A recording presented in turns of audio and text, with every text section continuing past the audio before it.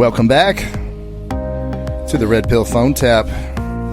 I am Wesley. And I'm Anthony. The real brains of this operation, because my friend, you brought a great topic to our third segment today that really kind of opened my eyes. Welcome to the Red Pill Phone Tap down here at Navigation Studios. We are Facebook Live for our people in the 30 Plus Renaissance group. We are happy to have you. I'm sure you're happy right now, but as we get to these topics, they may not be as happy. I'm very excited. It was a long week. The weeks get longer, man. It's like after we record, and it's like I want to talk more. I want to talk more about this. We still have not given our listeners what we had promised them, which is the 90 Day Fiancé after show. We got to get to that. Man, it got so good this last week. Everybody, especially if y'all want to tune into our show, the 90 Day Fiancé before the 90 days, that is one of the greatest train wrecks I've ever seen on television. It is such a good show. Such a good show. Welcome to Navigation Studios. Let's get right into it. Anthony, we wanted to recap from our last show, which was the women's argument tree. Yeah. Number one on the tree was not all women. Yeah. Not all women. And for our listeners that did not get the show last week, we went through the entire argument tree, but typically it started with the number one thing that women are saying is not all women are like that. And they just moved to, so checkmate. Right. Checkmate, not all women are like that, so we're going to slow you down. So, and we went through it in a lot of detail. However, I was going to say, I don't know if a friend of mine's wife listened to our podcast or what the deal was, but she was leaning in really, I don't even remember what we were talking about. We were leaning in really hard on we were leaning in hard on a topic, and then she says, well, not all women are like that. And I said, yeah, we can't have conversations unless we talk in generalities. Right. It's impossible because instead of having a 3-hour show, we would have to have a 24-hour show, not go to bed, continue. No, right. We're talking in generalities. But more importantly, I don't want women to get off with that, not all women, so that means I'm in the minority and I'm different, so this doesn't apply to me. No, you don't get off that easy. You do not get off that easy. And I'm so sick when we're saying yes, not all women, we're still saying like 99% of y'all motherfuckers. Right. Like seriously. I mean, it's most of y'all. We talked about this last show. If we were having a science podcast and we were talking about mammals, one of the things we would say is, one of the qualities of mammals is they give birth to live young. Right. And just because you say not all mammals and you bring up the duck-billed platypus as an example, it doesn't mean that 99% of mammals don't give birth to live young. Right. So it doesn't nullify what you're saying, and it doesn't make what your outlier is correct, and changes the whole scope of the conversation. So when you do that, ladies, it almost is like you're not this dense, are you? Or in this case, you're not this shallow. Are they that smart that they know we're going to be easily derailed if you can't hold on to the topic that you're speaking of? Or are they just, because I'm saying, they're doing it because they're used to getting away with it. Well, that's what you beat me to it. I was about to say, they wouldn't do this if it didn't work on a lot of guys. Right. And just to tease Anthony's brilliant third segment that we have coming up, where we're going to go into in the third segment, the topic is dishonest harmony versus honest conflict. This is in that same realm, right? Yeah. Where it's just, let's just go along, get along. Hey, you're right. You know what? I stand corrected. The duck-billed platypus does lay eggs. So, and it slows down. Ladies, this is what y'all don't understand. This slows down intellectual conversation, the not all women thing. Yeah. It just slows us down from, like, inventing the fucking wheel or inventing the iPhone or inventing computers. Well, Well, not all phones can get internet. Like you touched on it, man. It's making them uncomfortable. They don't like that feeling.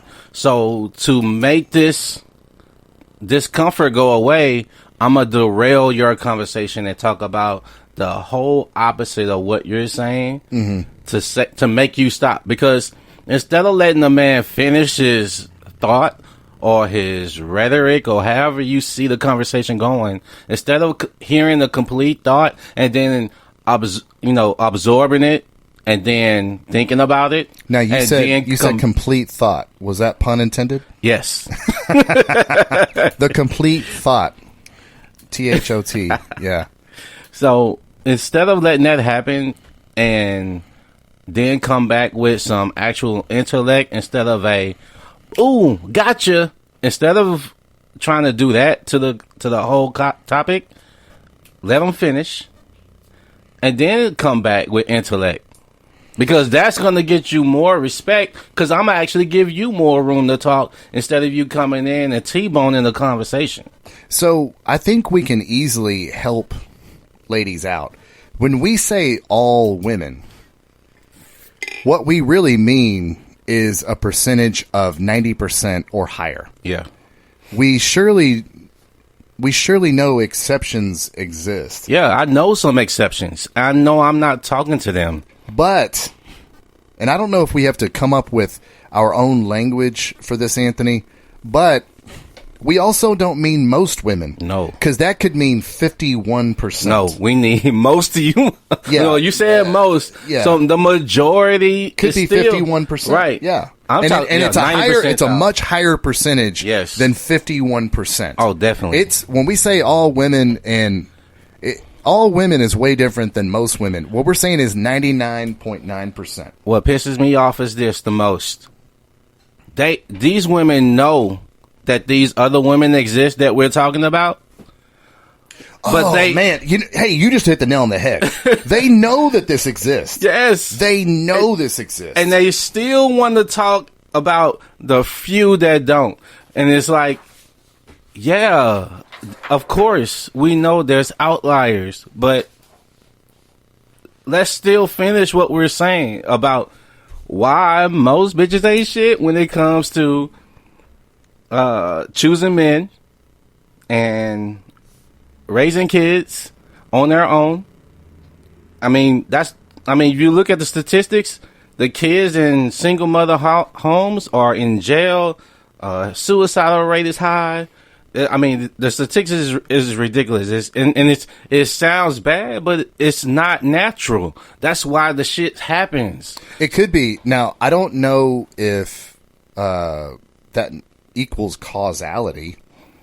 I mean, we could certainly say, hey, single moms. The percentage is raised, is what I'm saying. I'm not saying that we don't know if it's causal. No, or if it's you can causal. You can go to jail. Or you can commit suicide in a single. But this is the same shit I'm talking about. And I know you gotta touch it because that's where the complaints are gonna come from.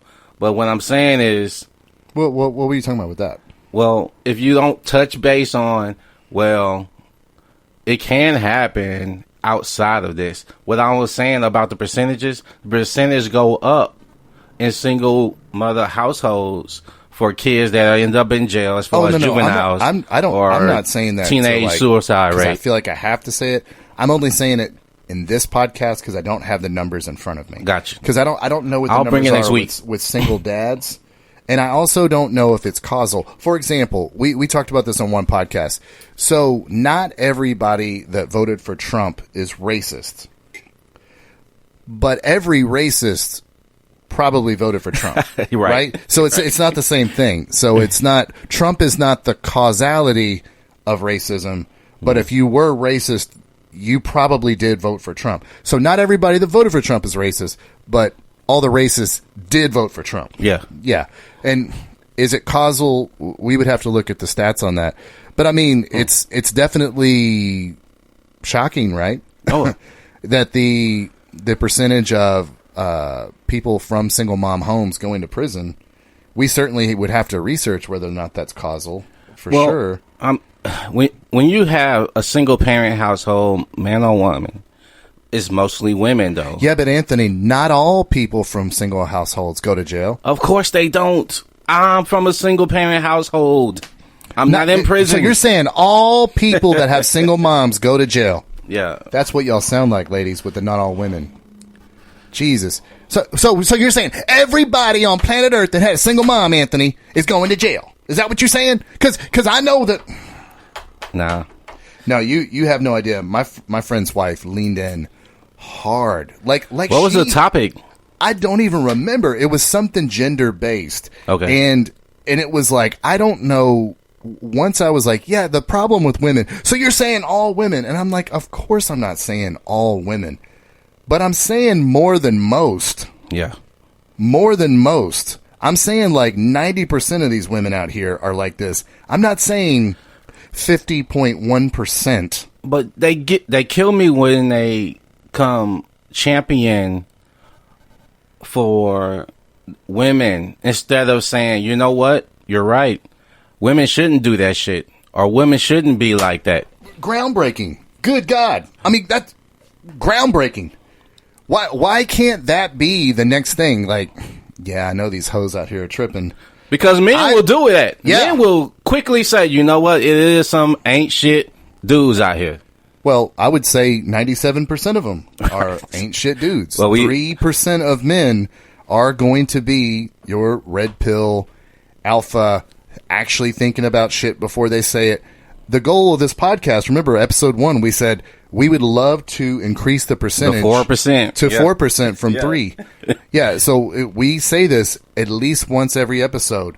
All this fuckery that women are doing these days, it's 100% our fault. Yeah. It's 100% our fault. So if you're watching this podcast to see us have a He-Man Woman Haters Club, you tuned into the wrong place, because 100% of the time we are always going to say this is men's fault.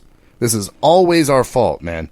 But I just thought it was interesting. We don't have to spend a lot of time on that, but I just thought it was interesting. That's gonna always be a topic, though, man. Not all women. Yeah, they really feel like they're so passionate about it. It's like slighted. You know that like no intelligent person debating an idea brings up the outlier 0.01% Exactly. and thinks that they won the debate. When you're in debating, you're speaking for one side and one side only. Oh, man. When you want to speak for the opposite side, you wait until they are finished with their debate discussion, and then you bring in what you want. But you just gave them the perfect out.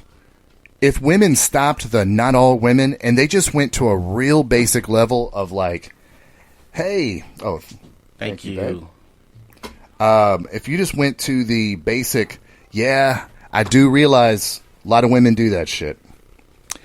That's fucked up. I hate that I'm associated with these dumb thoughts out here doing this not all women argument and thinking that they're intellectual. That's all that it would take. But anyways, I digress. Let's get on to the good stuff, Anthony. It's the Christmas season. Oh, it's man. the Christmas season, and Karen Karen is out there in full force. I think this is Karen's favorite time of year. Oh, is the Christmas yeah, season. 100. This is where everyone is fighting for Karen's money and her dollar and her time. This is the time of year she gets to go eat out a lot. This is the time where there's always a manager on duty. And, yeah, the holiday season. Karen definitely wants to see a manager. So I have a real story. So my best friend, his children are my godchildren. And my godson is now 9 years old. And we all have different seasons of life. Where we're doing really, really good money wise. Sometimes we're not, but throughout, and my friend has mostly been pretty successful in his life. But one of the things that just weirdly they have always put off is buying an artificial Christmas tree. For those of you that love Christmas trees that are real. Yeah, that's my reaction to you. I don't understand it. Pine needles in the carpet. You got the dog pissing on the tree. Oh, man. Oh, it smells delightful. Man, put a pine air freshener on the artificial tree. It'll smell like a tree, man. Just, come on. Man, the real tree, it's a different kind of fuckery. I mean, we know we don't want to do that to the environment now. Just cut down thousands and thousands of trees. Yeah. So, but they've never gotten an artificial tree. So my Christmas gift to them this year was to get them an artificial tree. All right? Christmas trees are expensive. So where did I go? I went to the great app that we all love and use. I went to OfferUp, and I found an artificial Christmas tree. This artificial Christmas tree wasn't very expensive. It was a 7.5 footer for $55. Okay? Okay. So I'm not breaking the bank. No. But it's a beautiful tree. It's a very big, full tree. So I thought $55. Yeah, it was kinda fat. Yeah, I mean, you were over there on Thanksgiving. You saw it. A pretty big tree. And that would retail for like $150. So $55, a pretty good deal. So I'm negotiating with this person on OfferUp. We get to a price. They were asking more than $55. But anyways, we get to a price, and then I realize right away that I'm dealing with Karen because she's just very difficult to deal with. Everybody don't know who Karen is. Anthony, could you explain to our listening audience who Karen is? Karen, she's definitely drinking wine spritzers. All of her sports gear when she supports a team, it's all bedazzled. Yes, right. Bedazzled numbers. She totally ruins the jersey. She always mispronounced the names of the players of the jersey she's wearing. Mm-hmm. You know what I love, Anthony? I love JJ Watts. Texas Karen. Jadeveon Clowney. Jadeveon Clowney is so good. Yeah, my favorite of the Rockets is Jimmy Harden. What? Yeah, Jim Harden. Jim Harden is so good. He shoots a lot of 3-pointers too. That's Texas Karen, and she's a trip, man. She always has a strong opinion. She loves Yellowtail Shiraz. She buys big bottles. Yes. Yeah. Texan Karen, she always wants to talk to a manager. She always has that hairstyle of the girl from John and Kate Plus 8. Oh, what's that? John and Kate Plus 8 is that reality show where they have 8 kids. Oh, yeah. And just over the course of that reality show, Kate just became Karen. I mean, just the hairstyle, the way that Karen dresses. So Texan Karen has always got like this $170 hairstyle, but it's really, really short. Because that's functional, Anthony. Right. That makes no sense. Texan Karen always wants to talk to a manager wherever she goes. Always. Even and shamelessly get employees in trouble with their boss, even though they didn't do anything wrong. Yeah, Texan Karen is a real special breed. Her nails are always done, but she's overweight by like 60, 65 pounds. Ouch. Yeah, it's like all that time with the hair and the nails and everything. You think she got time for the gone gym? to a CrossFit gym and really made yourself attractive to like dudes, not just other chicks. Wow. Anyways, I Christmas digress. Christmas Karen though. But Christmas Karen. So I go to pick up the tree, and she has already changed plans on me a bunch of times. So I had this other tree where I could drive further out, get the tree a little cheaper, but this tree looked nicer. So I'm like, all right. So I had to cancel on this other person. So I'm like, hey, for real, I got to get it today. I can't get it tomorrow because I want to deliver it to them on Thanksgiving. And if I'm not there, frankly, if I'm not there on Thanksgiving to make sure the tree goes up, it may not get up till the 23rd, guys. I don't know. I want this Christmas tree for my friend more than they want it for themselves, apparently. But I want to make sure that the kids have the decorations go up. I also want to create a culture for the kids where it's like, hey, decorate on Christmas. I'm sorry, on Thanksgiving for Christmas, because it's a pain in the ass to decorate. So you want to get as much mileage out of these decorations as you can. I'm just trying to kind of teach them about life. That's like what this podcast is about. We're trying to teach you about life. So if you didn't know that already, if you're one of these people that only decorates on Christmas Eve, don't do that. Let's just use your brain. And then they keep it up until February. Yeah, exactly. Get as much mileage. Christmas decorations are a pain in the ass, so get them up as soon as you can. Don't get them up before Thanksgiving because it looks douchey. But I digress. So she cancels plans on me, Anthony, like 3 times. So I'm like, hey, I'm on the way out there. I'm going to meet you out there at 6. She's like, okay, well, I got held up here at what I was doing, so my husband is going to be there, but, oh, wait, my husband had to leave, but my son is going to meet you over there, and, oh, my son had to leave too, but I'm going to be over there. Meanwhile, I'm sitting outside of her house, right? And I'm like, well, let me go see if somebody's here. And so I go knock on the door. To my surprise, outside the door is the Christmas tree. Yeah. So I'm like, okay, cool. Let me just load this thing up so when Christmas Karen gets here, just pay her and can ride out. Just pay her, ride out. Also, everyone here understands, of course, if you're not on OfferUp, people leave feedback about you. Mm-hmm. And if you use this app a lot, like I do, you don't want to get bad feedback. There's something at stake here, you know? Yeah. So I go grab the box and I load it up, thinking to myself, okay, cool. As soon as she gets here, I'll give her the cash. Good to go. I close the trunk and I realize, oh my God, I didn't stop by the ATM and get cash. Uh-oh. So I wait there a little longer. And I'm like, well, why wait here? Let me just message her and tell her I'm going to the ATM. I'll be right back. Now, as I'm driving out, I get, because she's on one of these long cul-de-sacs. I get to the end and I see somebody peeping in my car, and I think maybe it's Christmas Karen. And I'm like, I don't know if that's her or not. She could just be staring me down because I'm a strange car and that they've never seen in the neighborhood. So I've already messaged her like, hey, I'll be right back. So then, Anthony, I get this message. You're on camera, and I've already called the police.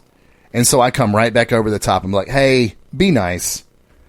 If you don't stop, I'm not going to bring you back your money. So stop. Okay? So meanwhile, at this point, there was an ATM like 1.25 miles away because I Wazed it. And so I'm in line at the ATM, and I was like, you know what? I think that was a little too harsh. I think I shouldn't have said, hey, be nice, or I'm not going to bring your money. Kind of sounds a little shady. So that's when I message her again. I'm like, hey, like I told you before, I'm getting this for a friend. I appreciate you making their holiday special. I'm an honest person. I don't even know anybody that would steal a Christmas tree. So Grinch. Like I'm the Grinch. You're a foul one. Yeah. So I'm coming back, and lo and behold, Anthony, she has called the police. Oh, wow. Oh, yeah. She's called the police. Oh, she real. And the police, in all of their wisdom, they're sitting at the end of the cul-de-sac like I'm not going to notice them. And so I'm like, do I just keep going? Or do I pull down the cul-de-sac and risk a bunch of fuckery? You know? And I'm like, I have to go down and give this money. And by the way, I know what you guys are going to say. Why didn't you just Venmo her? I did ask her. I was like, do you have Venmo?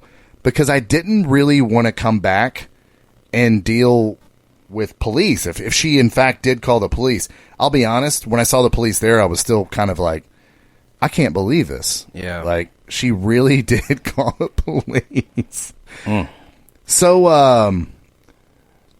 So I go down the cul-de-sac. Of course, she's got the police follow me back down. So I come up there, and the police stop right next to my car. So I stop in front of the police car, and I kind of put up my hands. I'm like, so do we need to talk? Or you know? So he doesn't get out of the car. So I'm like, I don't know what to do here. So I walk back up to the door. I knock on the door, and I kind of like show the cop, like, Hey, I just want to give her cash. That's all I want to do here.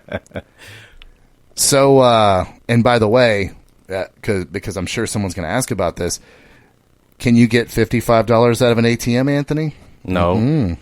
No, you cannot. You got to get 60 and make change. Yep. So they're about to make $5 more on this. But you would think, the way she's reacting, you would think, it was the Hope Diamond that she had left out in front of her porch. And things don't offer up, by the way, or things you don't fucking want, right? Yeah, they're just things you're getting rid of. It's basically an online, it's basically like an online yard sale. Yeah. Yeah. So you're just like, wow, this is the most. So the cop finally gets out of the car. He walks up and he goes, so you finally going to pay for that tree that you took? And I said, officer, look.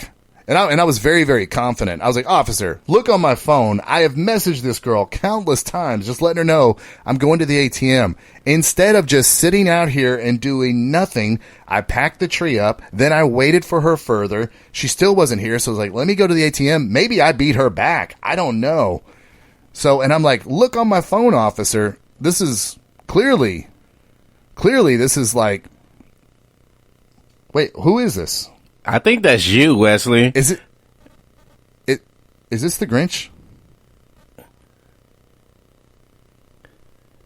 You know what? I don't like these accusations. I don't like the Grinch coming in. You tree thieving, holiday spoiling. I think a lot of our listeners would call me the overpaying. You overpay. You pay tax on the tree. Look at you, man. So the cop. So now I'm having this nervous breakdown. Like, oh my God, do I have warrants in Deer Park from like 11 years ago? When I had, you like, got to worry about ticket? that shit, right? Oh my God. So the officer is like taking down my name. Wow. And he's all like, hey, so what's the deal here? And I told him the story. I was like, hey, I've got messages to show this. And he's like, okay, let me call her and tell her to come down and grab the money. And he does a thing where he talks into his shoulder. I'll just, 3:45. Go ahead and stand down. Wow. Yeah, you're like, they got snipers on the roof. Look, man, they made a movie about the Grinch that stole Christmas. They're not going to let it happen again. You out here, I want, which cop were there? What part of the area was you in? Was this HPD or? No, this was Deer Park. Deer Park Police, man. Which I think is the only thing that saved me because if it was HPD, man, they would have made a whole scene. So I don't know at this point that this is Karen yet. So Karen finally comes down, and I'm not kidding. She is teary-eyed. Because she is used to being able to call a manager and have all this stuff figured out, Anthony. Yeah. So she comes down. She's got two. You don't do that. You don't do that. You know you don't do that. And I was like, do what? You're the one that just could not coordinate being at your house at 6 o'clock. We've been talking about this since 2 p.m. today.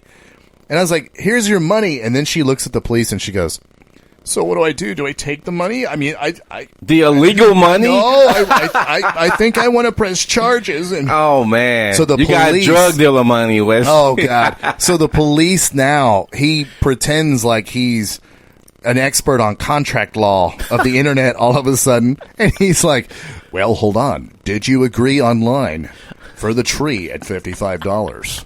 Yeah, well, yes. Then you have to do it. You have to take the money. You have to do it." And we're like, he don't want, look, this cop he's does just not trying want to to go fill out home, any man. reports.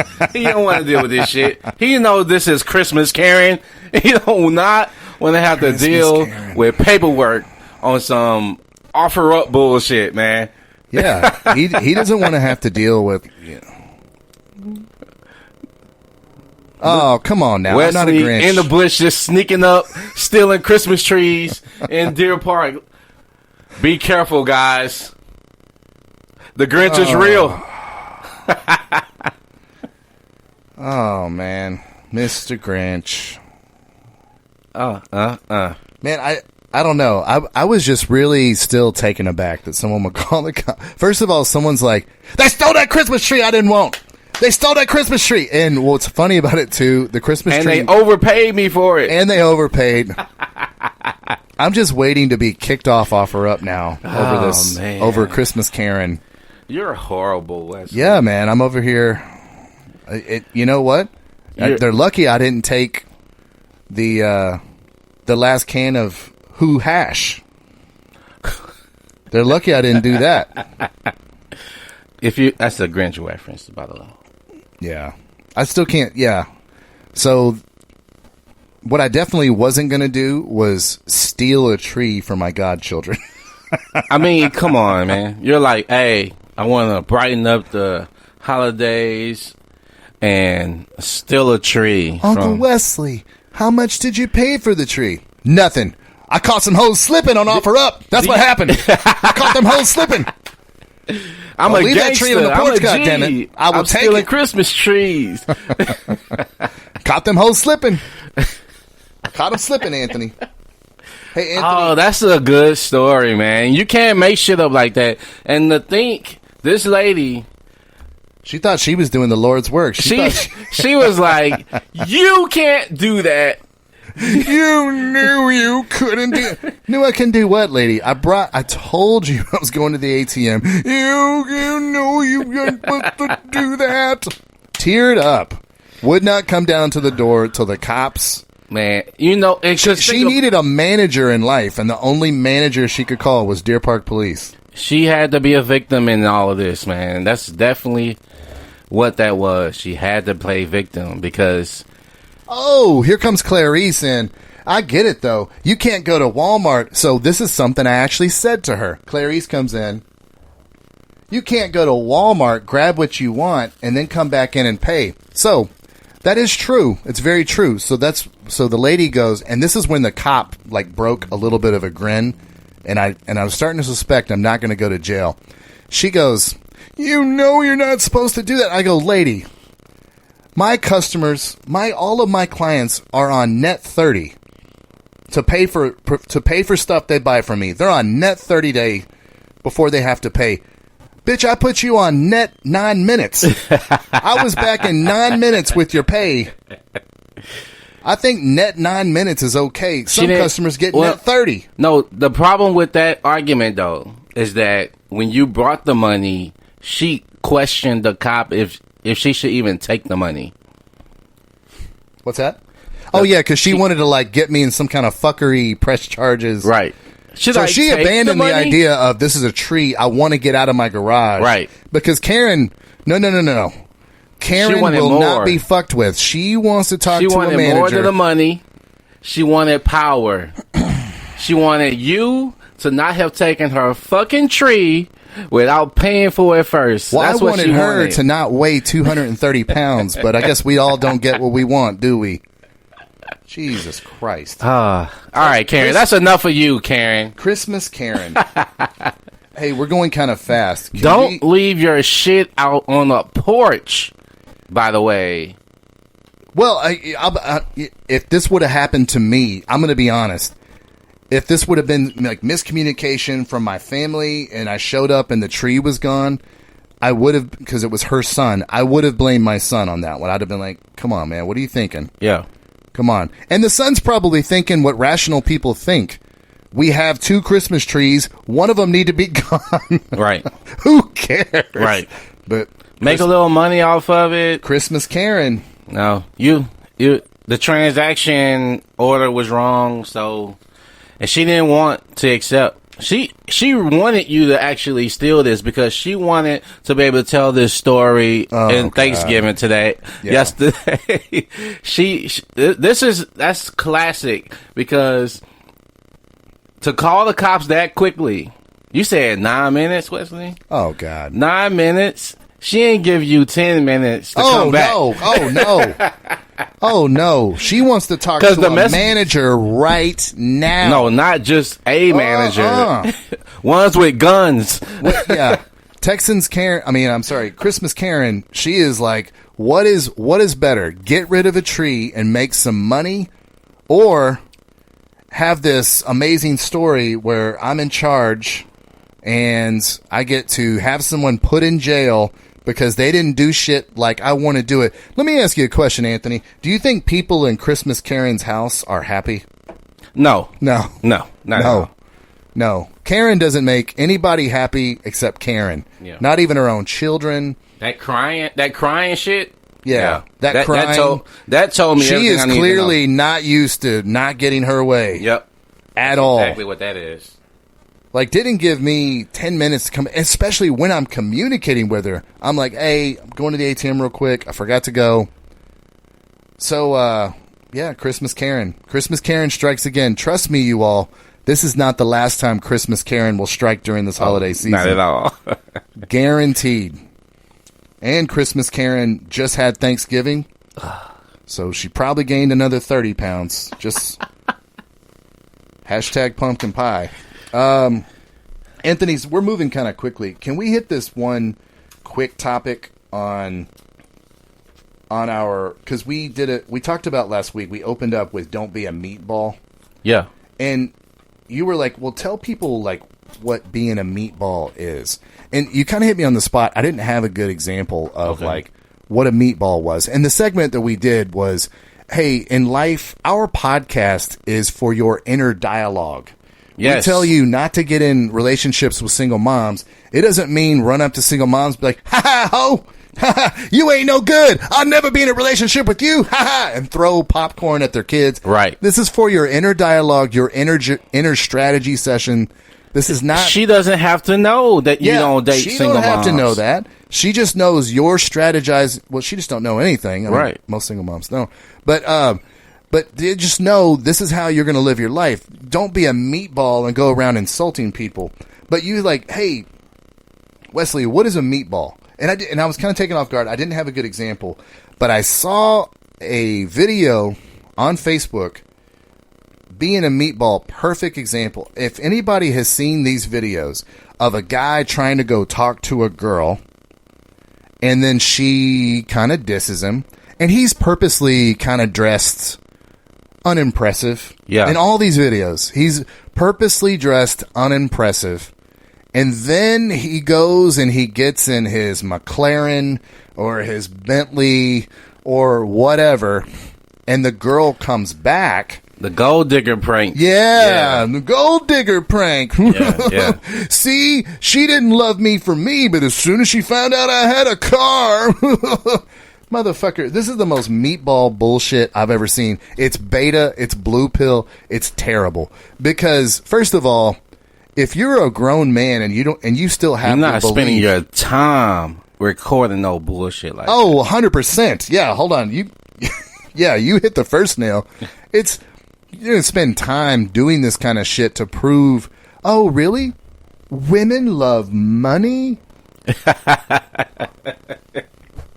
No shit, right? Oh, whoa, my God. You uncovered something there. Oh, boy. I never knew that shit. Yeah, breaking news. Women love money, but like I said, they are purposely in this blue pill lane of like, these women are just gold diggers. They don't love me for me. They're still in this world of like, for you blue pill fellas out there, the woman that's going to love for you is your fucking mother, and that is the end. That's it. That's where it stops. That is it. That's all you get in this life, guys. Everybody else has got to get up, wake up in the morning, and make the fucking team. Yep. At work. Yep. With your friends. Yep. Especially with your marriage. Oh, yeah. With your girlfriend. You got to get up every morning. her. You better be out there taking jumpers. You got to practice. Yeah. I need to work on my defensive skills. Because women do not give you credit for shit you did yesterday. Nope. And by the way, this is the great analogy for guys, because neither does sports. Right. Sports doesn't either. Or your job. Hey, me and you both been in sales, man, where you had a salary and with commission, and the salary is just so you can have enough money to eat and get your ass to work. The commission part is where you make your money, and if you made good money and you sold good for last 3 months, this is a new month, motherfucker. We need to hit our numbers. They don't care what you did 3 months ago, 6 months ago. They worried about, did you hit this month? This That's is exactly what that is about. Yeah, exactly. I mean, this is a Houston-based podcast. And a perfect example of this, Houston Astros pitcher Dallas Keuchel. So he won the Cy Young 3 years ago, something like that. Yeah. 4 years ago, maybe. And he was already fucking up. I mean, first inning of any playoff game, this was an adventure. You might as well just cue the Pirates of the Caribbean music, get Johnny Depp out there walking tightropes on the first inning. And it was like, Jesus Christ, this motherfucker can't get out of the first fucking inning in a playoff game. And and his contract was up, and that motherfucker was doing the same shit. He was like, well, but 3 years ago, I won the Cy. It's like, motherfucker, we don't care. Right. We're paying you for what you're going to do 3 years from now. And right now, it's a swashbuckling adventure every time you get on the mound versus a team that's over 500. Yeah. It's just like this whole fuckery of men going around thinking, I just want a woman that loves me for me. It's like, you have a woman that does that. It's your mother. That's it. The only people on this planet that get unconditional love, children, pets. That's it. That's it. That's it. Everybody else has got to get up every morning and make the fucking team. And I don't. And this is going to be a great segue into your segment. Okay. I mean, you got to get up and make the team, everybody. But he loved me when I weighed 120 pounds and I was going to CrossFit and I dieted and stuff. But then I had the kids. And, bitch, you had the kids. That doesn't mean you should blow up to 300 fucking pounds. You're not making the team. That's not all baby weight. I'm sorry. Man, I lost my job and she just left me. Yeah, you lost your job a year ago. Motherfucker, she didn't leave you. You ain't got no job? Come on, man. She didn't leave you 2 days after you lost your job. Right. This is the hard truth, man. You have to get up and make the fucking team and stop with all this meatball fuckery of you. The video I saw this week, guy had a sign over him like he was homeless. Yeah. And was asking for money. And he was like, hey girl, can I get your phone number? And she's like, no, you can't get my phone number. Then he walks over to a Bentley that's literally gold. Not Damn. like a jewelry. Gold Bentley. Yeah, jewelry gold. Like there's a gold foil wrap on it. Like chrome, but gold. And gets in, and then all of a sudden she's like, hey, hold on. And he's like, nah, that's cool, gold digger. It's like, motherfucker, your sexual market value was much different Changed with a homeless sign on. Look, I don't care how fine you are, girl. If you homeless, shit. It's like, motherfucker, you don't have the basic, like, shelter? Yeah, I need you to be a little bit on my level. Not exactly. See, Anthony, I knew we would finally get a segment for the ladies at some point. We would work in. Oh man, we're defending the ladies. We're working for the wrong team right now, man. No, I do not blame. I do not blame this.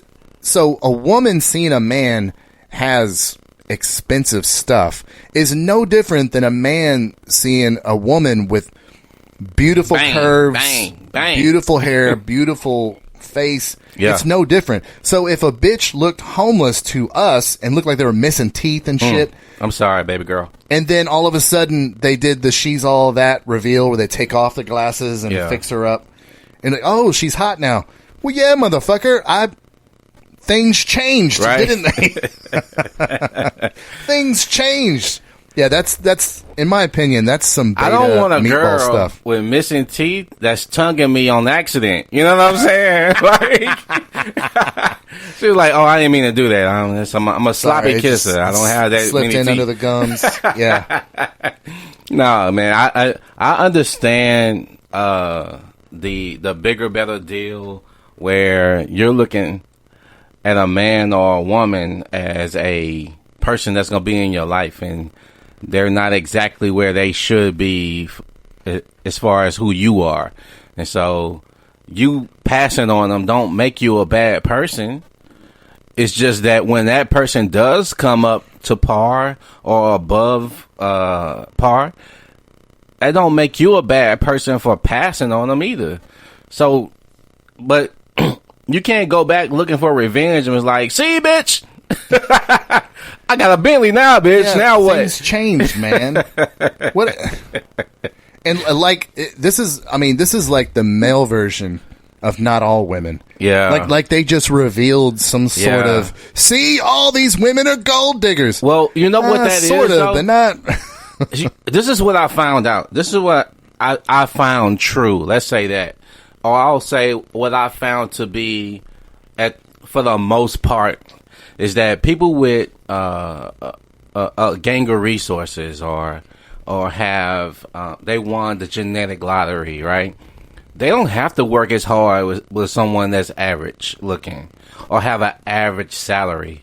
So they don't work. Christina Villa, she just commented in the live stream here. She was like, "Sounds like privileged Karen." Yes. Yeah. Yes. So, yeah. Definitely. Exactly where you're going. They don't have to work as hard on their personality. They can be an asshole. That's why most good-looking women are assholes. Mm-hmm. They don't have to conform to being nice because they don't have to.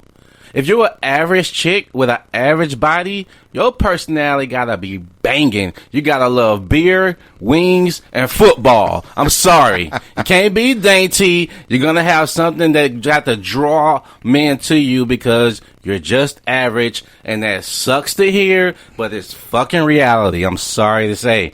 Just like with a man, if you're an average dude, you don't have a head full of hair, you got a small or big nose with a chin that's not defined, you got a beer belly, you need to be funny, you need to have money, and you need to be able to provide for more than just yourself.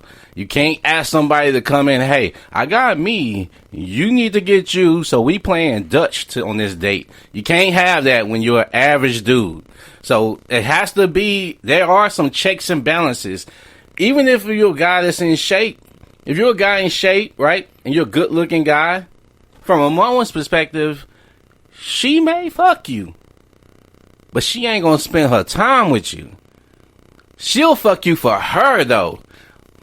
What'll keep her is that other shit where we talked about resources, being able to provide, all that other shit. Well, but it won't stop her from having a child with that square jawed. No doubt. Oh yeah, so that's what we see. The dilemma of the single mother out there is they'll have a child with that highly attractive guy, so that their offspring get those advantages. Right. But then they'll make the beta bucks guy come in with his resources. Wait, and take I care got of kids. That child. So the musician, the trainer can't really provide for me because they'll make a lot of money. He living on a futon. Yeah. I can't bring my kids around here. Dude, if you got a futon, you don't have a full bed or a full couch, and you doubling as your couch and your bed, don't bring her over if you think you want her to be your girlfriend. Come on, Anthony, man. hold on a second. Don't do that shit. Dude, we just got a direct message from Disney as you were saying this. What happened? And Disney has a good point. They just reminded me. None of what you said is true just now. All people are equal, Anthony. All people are equal. Disney, here they are in the IM. Mickey Mouse is messaging us as we speak. Oh, what Mickey got to say? You're mean, Anthony. Oh, shit. Did you say that some people are uglier than others and some people don't look good? Yeah, I did. Oh, shit. Now Donald Duck has jumped in. God damn it. Donald Duck no one understands you about what you just said. When Donald gets mad, no one understands him. I'm glad he's Anthony, texting. You're mean. So you're saying that there are some people that are more attractive than others? Are you saying some people have better personalities than... Of course. Oh, Disney's blowing us up Of course. Now. Disney's like, have you watched any of our movies? The underdog always wins in life. Right. What do you... Isn't it weird, though? Like, when we go to a movie, and it's almost like... like, why is there suspense when we know the good guy's going to win all the time? Like... Are you saying that's what Disney does, Anthony? Disney, to me, projects fair and balanced views on life. Have you seen The Little shit. Giants with Rick Moranis? Yes. Where the tiny children win the football game against the kids that are twice their size. That's how life bullshit. is, Anthony. That's bullshit. No, Disney teaches us that's how life is. And if you disagree with Disney, Anthony, you're just mean. That's how it is. Oh well. Disney's heard enough. I think we're gonna lose. I think we're gonna lose the live feed. So, goodbye. Hey, thanks for joining us. You got a sneak preview for the show that's going to release later on. Thanks for joining us, and we'll see you guys next week. Well, and before we cut off, Christina had a good Christina Willis. I'm sorry, Christina Willis. It wasn't Via earlier. It was Christina Willis. She brought up a really good point. So all good-looking people are assholes. This is actually a good thing to bring up because a lot of people do think this. When I hear women talking about other women, It's not completely true, though. Yeah. Now, I agree with organically how people become. Yeah. Is like that. But sometimes, you brought up Chris Hemsworth as an example. Yes. Sometimes they got the looks. Mm-hmm. They're kind of smart. Yeah. And they're kind of nice. Yeah. Too. You know what I mean? And so I think a lot of times we make these assumptions. Again, when I hear women talking about other women, it's like, oh, yeah, Kate Upton fine as fuck. She must be a bitch. Could be. But you don't have the balls to go say hi. Right. That's what it really is. Yeah. But you're going to make the assumption that she's a bitch because you don't have the guts to go talk to her. Now, we were just talking about Disney movies. Disney is really guilty of making very one-dimensional characters, too, where you and I are always talking about how complex life is. Yeah. Yeah, sometimes the fine people are also the most charismatic. Oh, yeah. They just are. Maybe they were braver in social situations because they were attractive. I mean, Chris Hemsworth is a great example. We talked about George Clooney last week. Yeah, George Clooney, his personality, but the dude's got, the handsome looks too. So, Christina, that's actually a really good point. Sometimes movies push us to make an assumption that if they have a strength over here, they've got this glaring weakness over here. No, man, some people lace up their life and make themselves very well balanced. I mean, that's a really good point because I think a lot of us are kind of banking on them having this major weakness, and then when real life happens and you find out that they don't, this ain't like the movies. If they're really attractive, then they must be a total jerk over here. Yeah. Those real simple 80s movies where any athlete in the movie was always just really dumb. Mm. Some of these dudes remember that one dude that went to Florida State, played Florida State football, also Rhodes Scholar.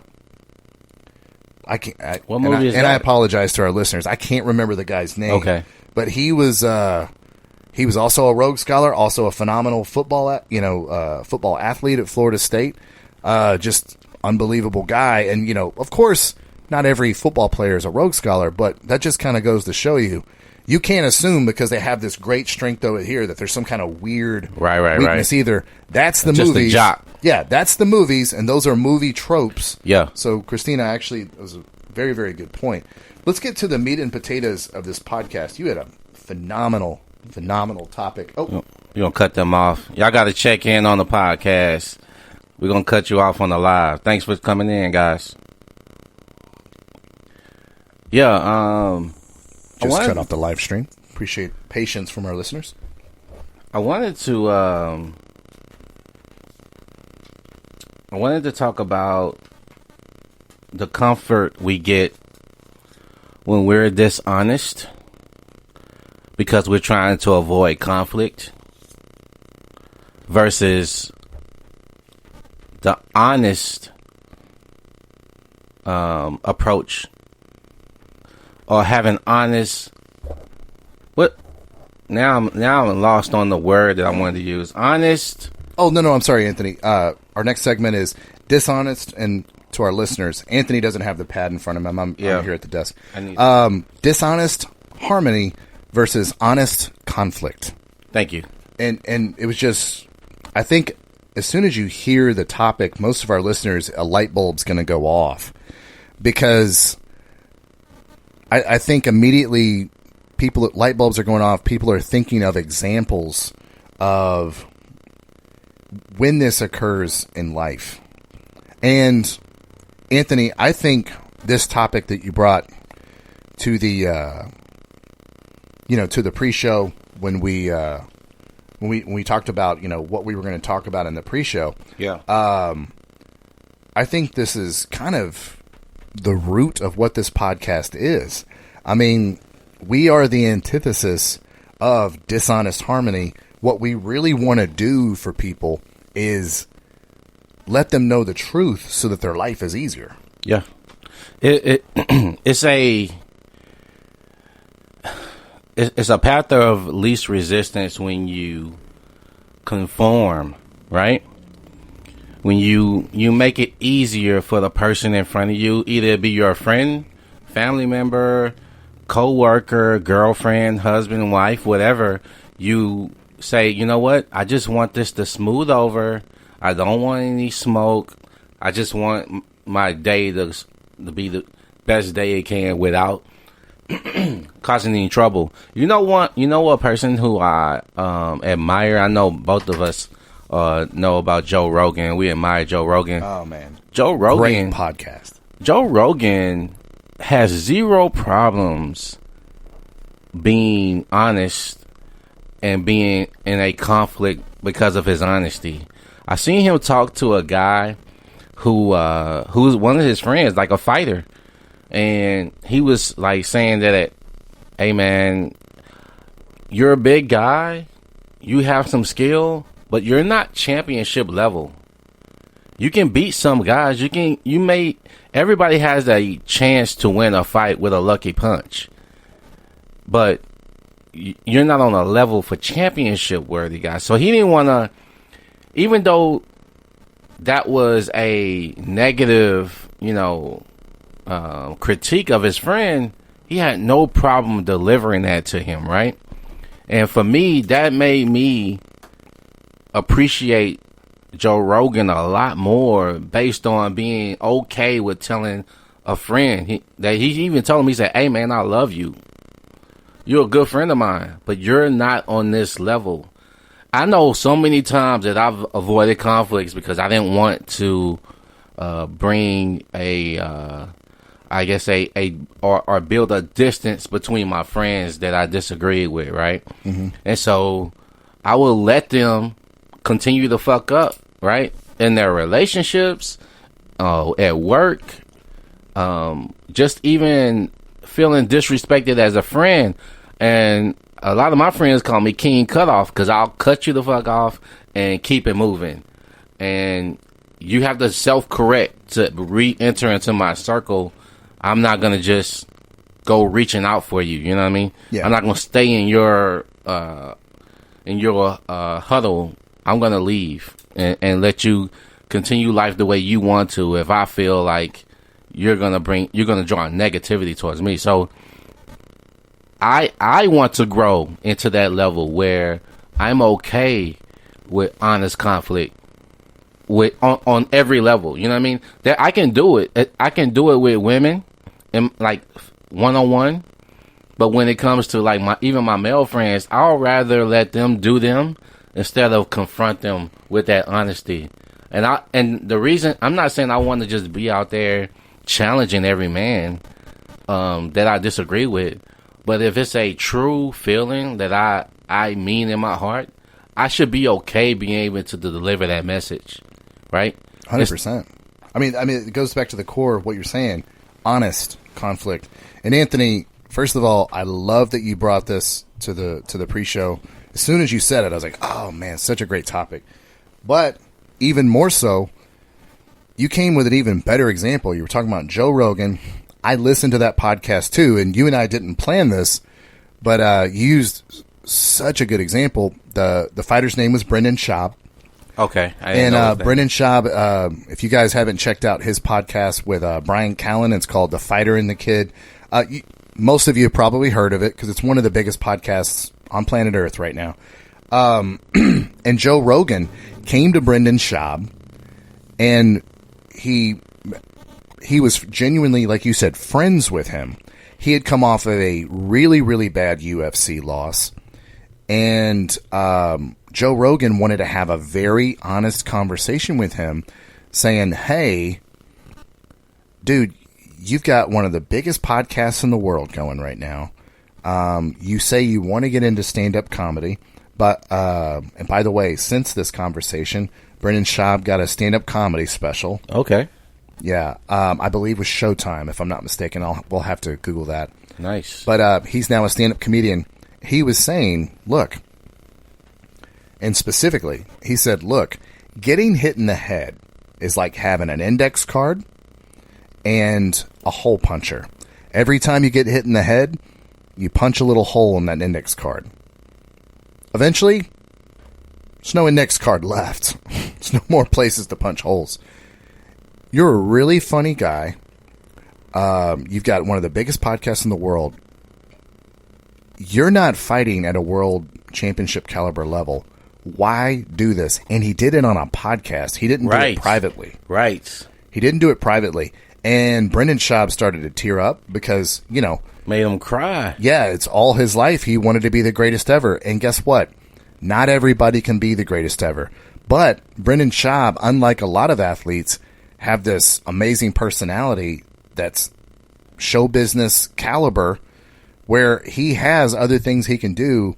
And Joe Rogan could have just sat there with his buddy and slapped him on the back and just been like, you can do whatever you want to do. Yeah. Yeah. You know, like when we were talking about Disney earlier, if you can dream it, you can be it. No. That's why champions are special, because not everybody can be champions. Exactly. Okay? But if you've got these other talents, and this fighting thing could possibly create some sort of brain damage or to make your life difficult. You know, Brendan Schaub has 2 children now. I follow him on Instagram. It just had a second. Shout out Brendan Schaub. We love you. But man, you just brought the perfect example, because again, dishonest harmony versus honest conflict.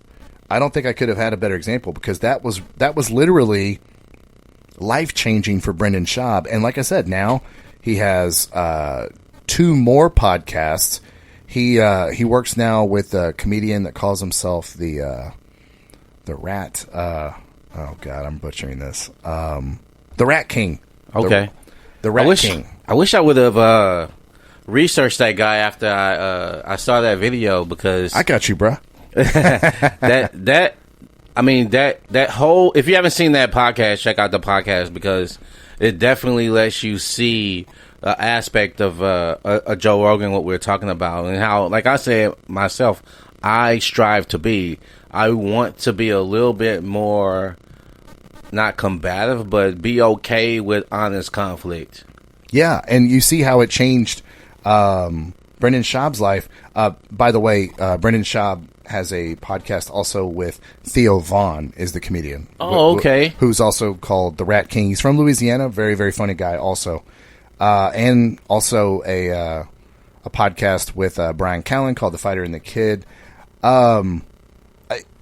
Again, something really positive came out of honest conflict.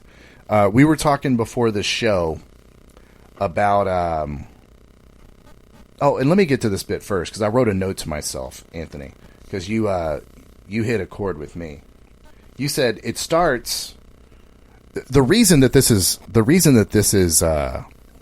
really a popular lane for people is because this always starts, like you said, I don't want any conflict. Yeah. But then the learned behavior of taking the dishonest harmony route, the learned behavior is people will start with, I don't want a conflict, but then they learn, yeah, but I get a lot of social brownie points for being the nice guy. Exactly. And I'm not being mean. Yeah. It leads to this it's world. Our culture, right? Yeah. It leads to this world of, like, if you say something that sounds not very palatable, you're mean, and now you're not listened to. So now we're all just sitting around in a universal circle jerk, you know, just complimenting one another because it makes people feel good. And I get social brownie points for doing this. We talked about this in our pre-show about people that are supporting minority classes because it makes them look a certain way. Specifically, if you know what we're talking about here, I just learned this week, and I'm a year behind this because apparently this happened December of last year. Celine Dion, we all know the singer Celine Dion. My Heart Will Go On from Titanic. I'll preface this by saying my opinion of her as an entertainer. I think she is vocally one of the most talented humans to ever walk the planet as a species. Okay, this is not me dogging on her art in any way. Quite the contrary. I think her voice is beautiful. But she came out with this clothing line a year ago for children. Children, Anthony. Okay. And it's a genderless clothing line. The commercial has her breaking into a hospital, going to the children's maternity ward, and clearly on the wall there's boys on one side of the maternity ward, and there's a boy symbol on the wall.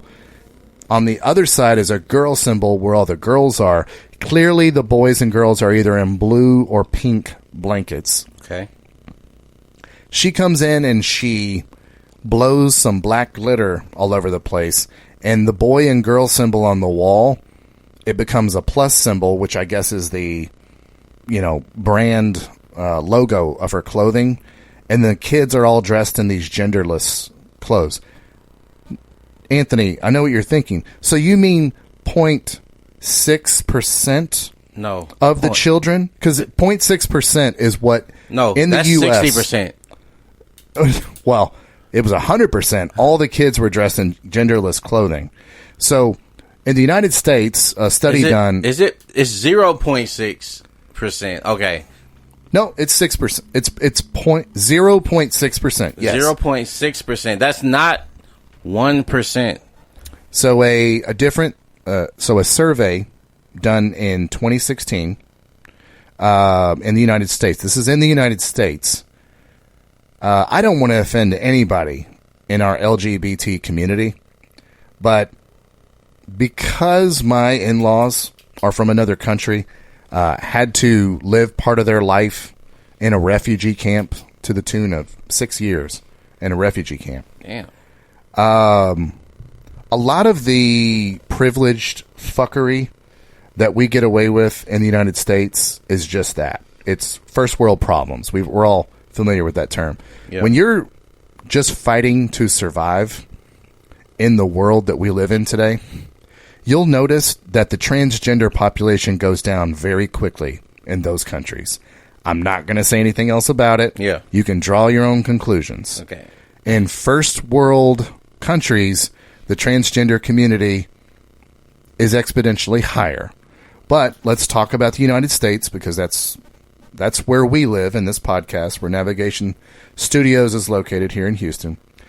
0.6% of the population represent the transgender community. This was a study done in 2016, guys. And the highest stats range from 1.2% to 6.8%. Those are all the way in the other column higher. Okay. For argument's sake, we're going to live in 0.6% to almost 7% of the U.S. population. This would mean, this would mean less than 1 out of 100 of all Americans, or at the most 7. So Celine Dion comes in and she turns the entire maternity ward genderless, and no one has a problem with this. I don't know a better example of dishonest harmony, right, versus honest conflict. Because if I'm the guy that points out this is bullshit because it doesn't represent the population, I'm a mean guy. We're getting messages from Disney. Yeah. We're getting taken down off of YouTube. Yeah. We're getting taken down off of whatever platform we're on because we're mean. A very small percentage of people. Yeah. What I would like to point out about the Celine Dion's of the world versus Wesley and Anthony. Wesley and Anthony, I don't want to speak for you. What's up? Are you in any way conflicting with the transgender community for people that have been born and misgendered or? No, do what you want, man. Live your life the way you want. I have no fucking problem with that. Yeah. Okay. I would like to echo Anthony's sentiment. If you were born and misgendered and that's how you're living your life, first of all, I think I can speak for Anthony on this. Any kind of trials, tribulations, discrimination that you've encountered, I think that's terrible. However, I would also like to point out these people that, and that's it. There's no buts. There's no howevers. I misspoke there. I genuinely do feel for these people because from what I've read, the suicide rates are higher than heterosexual community or gay community. Or even the gay, yeah. Yeah, so I do feel bad because they're going through some tough things, and that needs to be said. They're going through some tough things just by themselves. When they're in a room by themselves, then there's discrimination out there. Certainly not as much as there used to be, I'm sure. I mean, they seem very, very well represented in their community.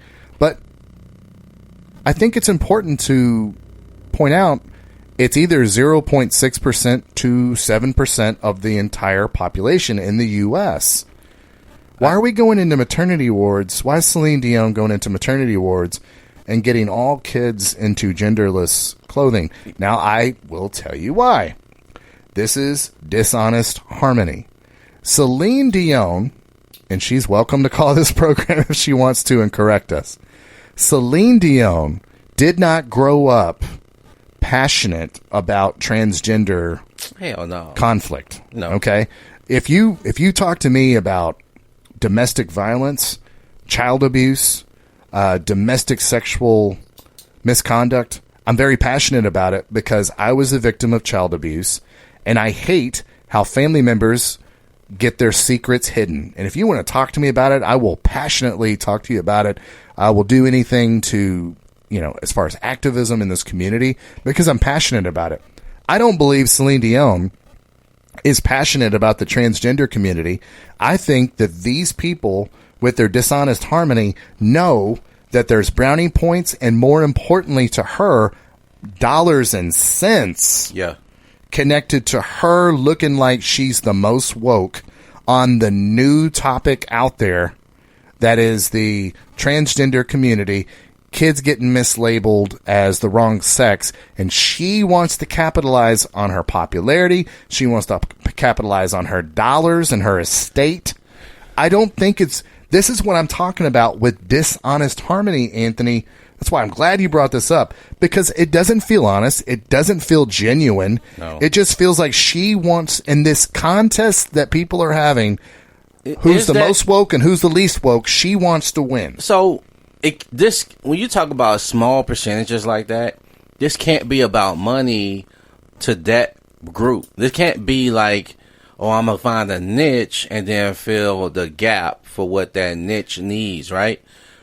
This is when you talk about Dishonest Harmony, this is a message because these babies ain't making clothes buying decisions. Right. This is a message to the parents that are saying that I'm not going to buy pink and blue clothes. I'm going to put my kid in a non-gender clothing because I don't know if they want their genders to be male or female yet. So this is a sign of the times when you're talking about I can make money on the gullibility of Dishonest Harmony because people will say, you know what? If I buy pink or blue clothes, that means I don't respect the option to be non-gender or to be gender neutral. Right. So now we're being we're being You're the insensitive. asshole. Yeah. Even though we represent at least, even with the most 90, even with the most like generous studies on what this represents in the population, 93%. Even though we represent 93% of the population, we're assholes for just living our life the same way we did before. Right. According to a lot of these people, not everybody, but it's easy for them to say that. Now, for us to even question this means that we're transphobic. Yeah. And let me tell you guys, and I want to talk to our LGBT community when I'm saying this. Martin Luther King taught us long ago that, man, when you don't just get in someone's face and call them an asshole, there's a lot of strides you can make. When that gentleman just gets up there and just has a message that you can't argue with, and he's not saying fuck you to the opposition, and he wants to reach across lines and work with everybody. He's a good example of that. Now, unfortunately, lived in a terrible time where some fucking dipshit fucking assassinated him. But he was a good example of that. I don't know, Anthony, where these groups think they're going with just shaming everybody that even wants to have an intelligent discussion with them. I mean, you and I are both clearly not LGBT. I'm sorry, anti-LGBT. No. But for saying that this is disingenuous, what Celine Dion is doing, and not being able to even talk about this, because let's just go ahead and let's take the Band-Aid off real quick, because I think everyone thinks we're being cryptic. She has kids? I don't know. So Celine Dion has kids. She still doesn't have anything writing on this. They're going to be rich their whole lives. Yeah, I was just wondering because, and I've seen studies where people who changed their gender, if they were male or female, was dealing with issues from changing their gender because they kind of wanted to go back to their original gender. So that I wonder about that, because I remember me and you had this discussion when we were talking about forcing identities on people, especially kids, and they have no idea how to feel what adults think is okay to be. I remember you were talking about one female in particular with her kid. She was wishing her kid was gay because it would have been cooler to have a fucking gay kid. That's fucking crazy, man. Like, you are pushing shit on a kid. You don't know any idea. Let's break that down. Because we're doing good on time here. Right. Let's break that down. So Anthony really just hit the nail on the head, because why be speculative when we have an example, right? Yeah. So I dated this real fucking narcissistic dipshit, and I want to point out that she's narcissistic, because you really have to have a mental problem to not put your kid first before yourself, as a mother especially. As a mother, yeah. Because you carried that child inside your body for 9 months. But she's one of these narcissistic types. So she had a son who was 12 years old. Now, excuse me, he did have some feminine qualities. The way he would put his hand on his hip, the way he would kind of wag his finger. But he didn't have a father. Well, I was about to say, single mother. So he was with a single mother, and first of all, he's only 12 years old. A lot of kids have not looked the other way at the opposite sex yet, especially boys. Boys will sometimes not get into that, sometimes 13, 14 years old. I mean, it depends on the boy. But he had effeminate mannerisms, and it was because he had a single mom. And his mom was a narcissist who had control of her house. It was very much a matriarchy, in her home. Not only she had her grandfather that lived there, she had her son. So it was everyone. She's used to running men. Well, she's also used to the men around her seeking her approval. Yeah. Yeah. And she did not give out approval very lightly. She knew that her son especially sought this approval. And so she would kind of start dropping little things like he's gay. And if you knew this person, everybody, and this is where the audience is just going to have to trust me. This person was very, very narcissistic, and you could just tell they were in this lane of, I hope my son is gay because that's going to make me a more interesting person. Okay? If there's any gay people listening to this podcast and being honest, you know that being gay, even in the year 2019, there's still some hardship associated with it. There's still certain places that won't hire you. There's still there's droves of churches that think you're going to go to hell. It's still not the path of least resistance to be gay, especially in a lot of. I know I had some in college. I had a gentleman that was gay that we were in a lot of the same classes together, so we worked in a lot of the same groups. He was just a nice, really super nice guy, really smart guy too. But he was the one that kind of sat me down and told me, like, it's really hard to be a guy and be gay. It's really hard to be a black guy and be gay. So he's black. Okay. Yeah, black guy. He's like, man, in the black community, this is rough for me. And he kind of sat down and laced me up on it, 'cause I didn't know, but but no, it's something that you don't wish anything to be harder on your kids. You don't wish that they're born without a limb. You don't wish that they're born with a disease. You don't wish that they're born left-handed. Anything that would make their life harder. And we live on a planet where if you're gay in the Middle East, that ain't a thing, brother. No. You're at a severe disadvantage. You almost have to escape. Yeah. That's not a thing. And don't send me your emails about you're comparing being gay to having a disease or not having a limb. I was guys. I need y'all to. I was gonna, because I'm glad you said it, so I didn't have to, man. No, I was guys, like, shit, we're gonna have to clear that up. No, I've been close. I've been close to a lot of gay people, so I just have, they've shared with me their experiences. And I wouldn't compare it to having a disease or something. But when you're a parent, and if you've had kids, I don't think I have to explain it to you. You don't want your kids to have anything hard. And so wishing a child is gay so that it makes you more of an interesting person, so you can sit down and have this amazing story you can tell your friends, so that you're more interesting. And my son sat down and he told me he was gay and da-da-da. Anyways, he's a good kid. Oh, he was doing better when I was working with him. When he had a male influence in his life, I'm sure all the work I did has regressed to nothing because, yeah, you can't, and at his age, I wish him well. But that's mean of me to say, right? I'm sure he's regressed back to where he was.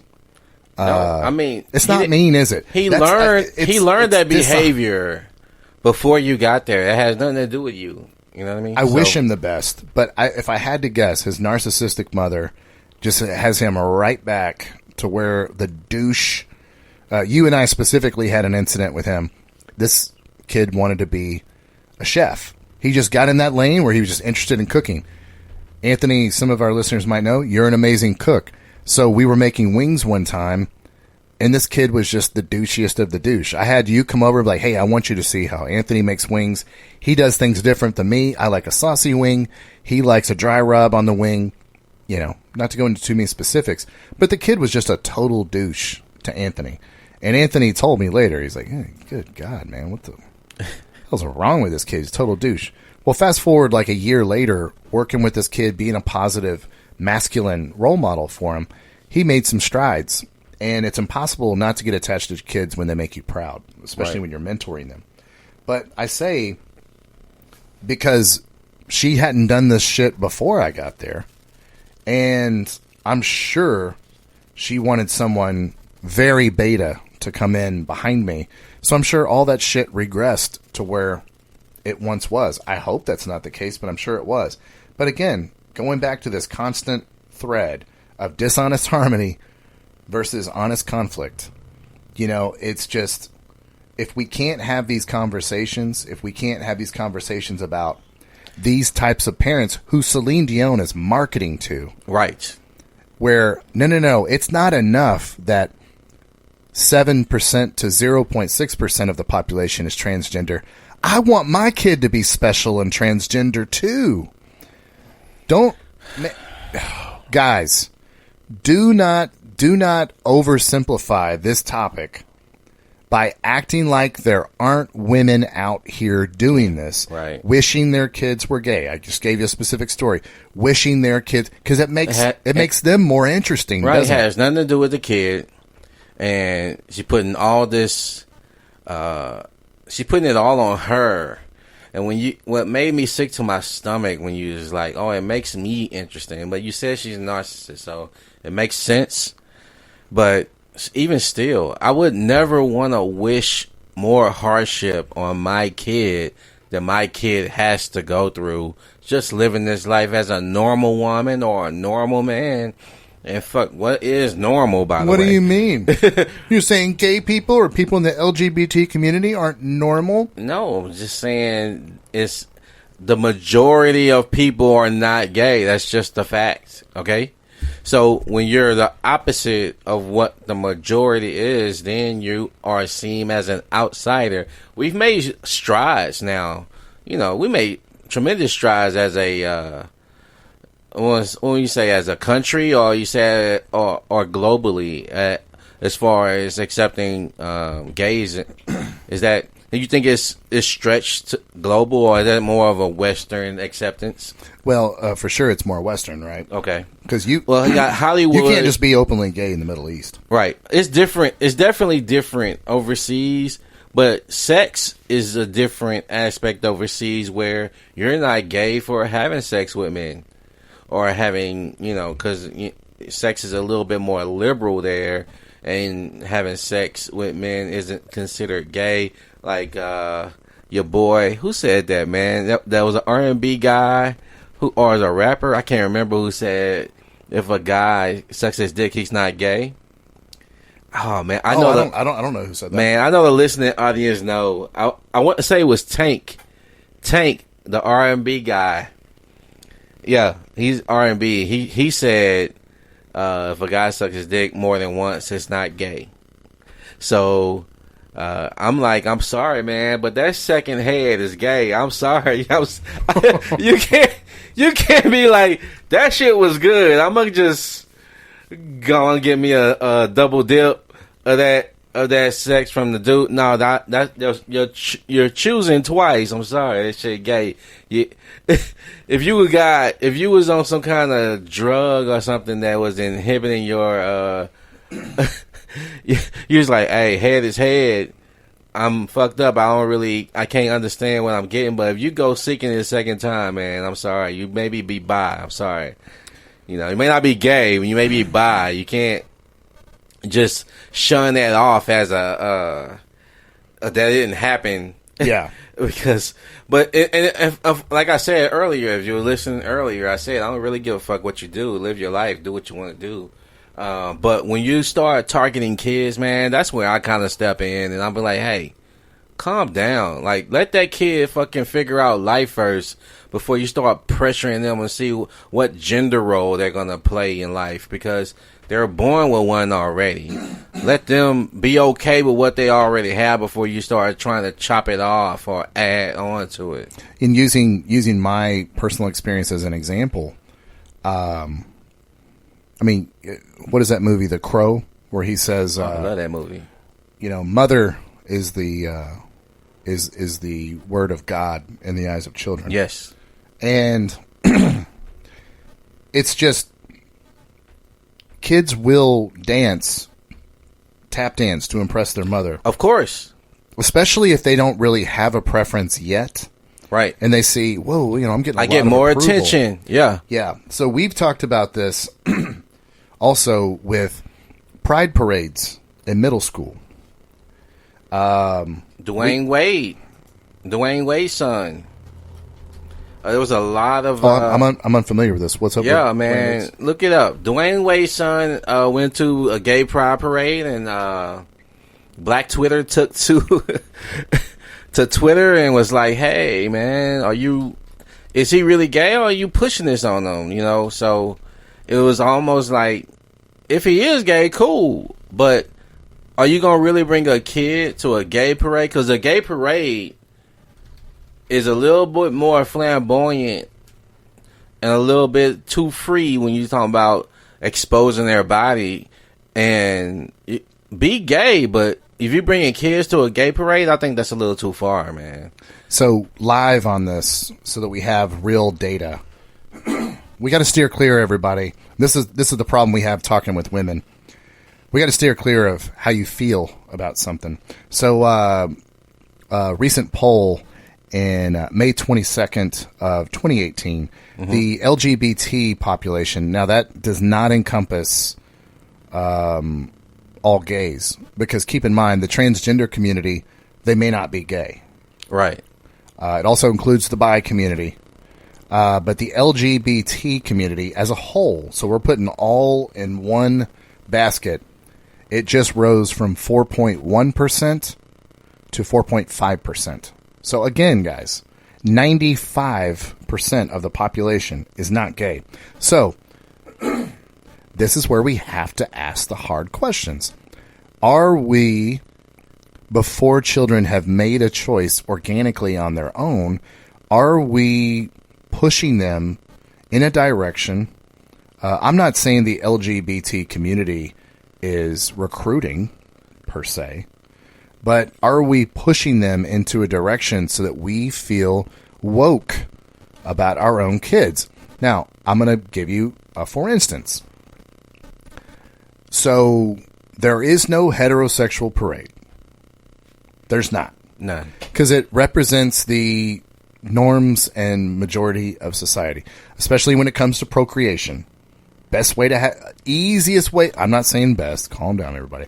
Easiest way to have children is going to be with a man and a woman. Super easy. If you want to procreate, ain't no way easier than that. Okay, it's also the least expensive. Okay, but there is no heterosexual parade.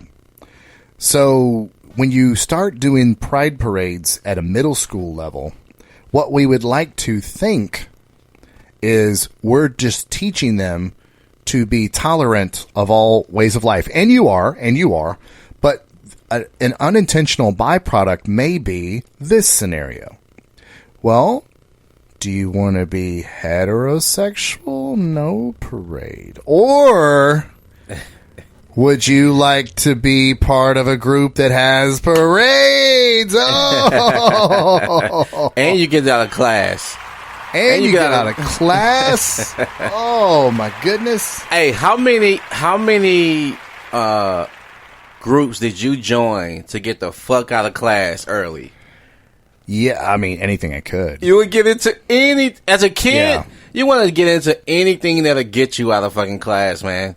So, I mean, like I said, man, there is a high percentage of people in the LGBT community who dib and dabble in and out of it, and there's a lot of people in that community that get pissed off about people who's in and out of the community, right? Because they don't have a true, let's say, they're not going through what people who are outwardly gay and they can't hide their gayness, if you will.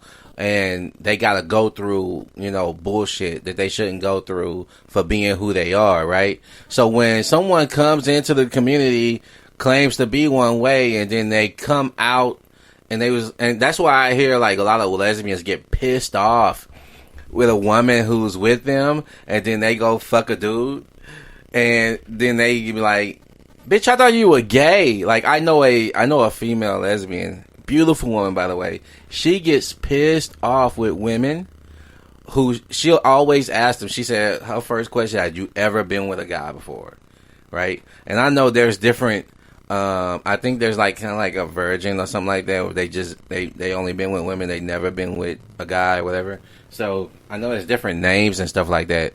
I'm not in the community. I don't know, but they get really genuinely pissed off because they're like, you're not going through this struggle constantly, right?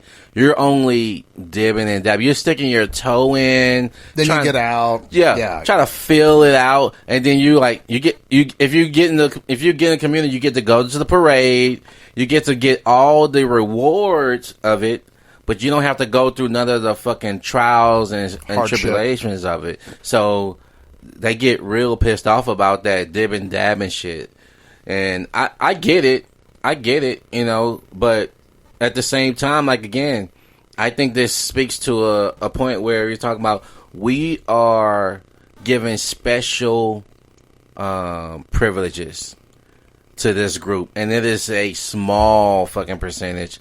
Instead of equal rights, you want special privileges, and right. That's the difference. And one of the special privileges that they really want in this community, it seems, we can't speak for everybody, but one of the special privileges, it seems, is they want all this dishonest harmony. Yeah. We can't even talk about this. Right. You can't disagree. I would love to have someone, an LGBT community leader on this show, because Anthony, you just admitted, like, hey, I don't know the names of this, and, I'm not in the community, neither am I. So if we ever had someone come on that could talk about this in a, rational format, you and I haven't made up our minds on this, but we would like to talk about it, and why do we have pride parades at middle schools where it appears on the surface that it might be a little bit of a recruiting tool? Now, people say, well, people that, men that like women and women that like men and all this other stuff, that's born in you. And I believe that. But there's also attention-getting behavior that children do. And you're giving them an opportunity to, and by the way, I had this happen with my own family member that I'll remain nameless, but she is still a teenager. She went through a phase where she realized she was getting a lot of attention from the school district, that when she said, I want to be a boy. Now, the parent in this situation, they were very wise. They didn't give it a lot of attention. They were just like, she's going through a phase, but if she wants to go through this phase, we'll let her go through it. We'll give her all the room she needs to think she's a boy. Okay. But it was a phase, and certainly not like that anymore. But she realized there was a lot of attention she could get out of being different.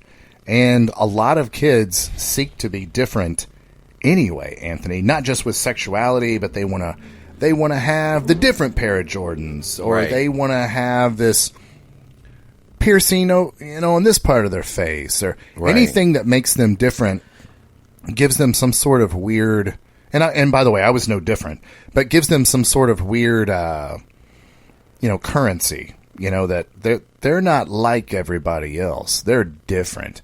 So, and you're in that age, you're struggling to find yourself, right? You're looking to be different. If that brings you more currency in your value of your personality, especially in where kids are very, very brutal when it comes to the hierarchy or where you sit, in class. Because I know, even though I was popular because of football, I was still a nerd. You know what I'm saying? There was certain sectors of the population in high school I didn't fit in, right? The guys that always went to the parties and all that, I was at home, studying. I wasn't, going out, hanging out after school. My mom was very strict on me, so I wouldn't have that freedom to just go out and do whatever I wanted. I felt that's why I was good enough in football, because I was able to focus on that only, and I was good with my grades because I was focusing on that. So if I had that freedom to do other things, I may have been mediocre at all of that. I don't know, but I think when you're trying to find where you fit in, until you do. You're trying to kind of just testing everything out. And then if something gives you more attention than the other, as a kid, you're probably going to like, hey, let me stay in this a little bit longer.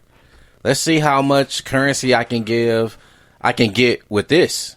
Yeah. You know, so because you're in this constant state of trying everything. Right. Yeah. And I wanted to touch on this. I know it's a little darker side to what I think is happening too, because they're still Anthony, trying to push. We got to say it here because they're not going to say it on the Jimmy Fallon show. No, they're not going to hit these dark topics. No, on Good Morning America, they're just not pushing kids to being genderless or confused about their sexuality is opening the door for pedophilia. Ooh. And what do you mean by that? Well, if you have a kid, a boy, who is like, hey, I don't know what my sexual preference is. I don't know if this guy touching me is wrong because I don't know my sexual preference because, you know, I'm gender neutral. I could possibly be a woman in a boy's body, and this is okay, and I'm not gay, right? So, and you don't know how anybody has been brought up. Like we were saying, we're more open to gay being something that you have, a lifestyle, right? So no one's being shamed too hard of being gay. If like you have your daughter and you think that she's gay, you're like, well, she's gay.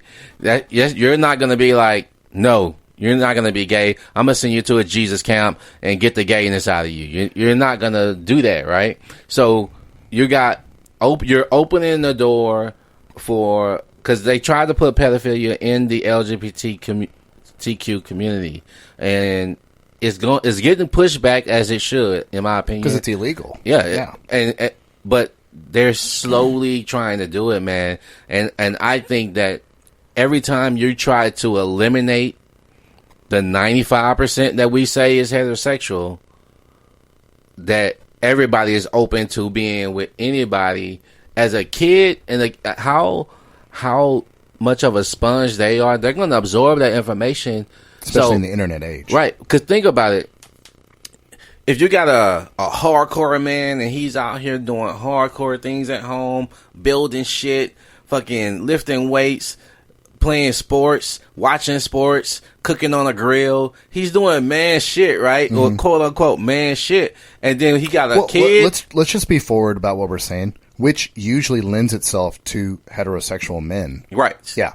So if you're doing shit like that with your son's looking up to you and like, my dad was building shit. I saw him building sheds in the backyard, fucking working on a car, fucking playing sports on the street with his friends, and I want to do that because they're impressionable, and that's what he want to do.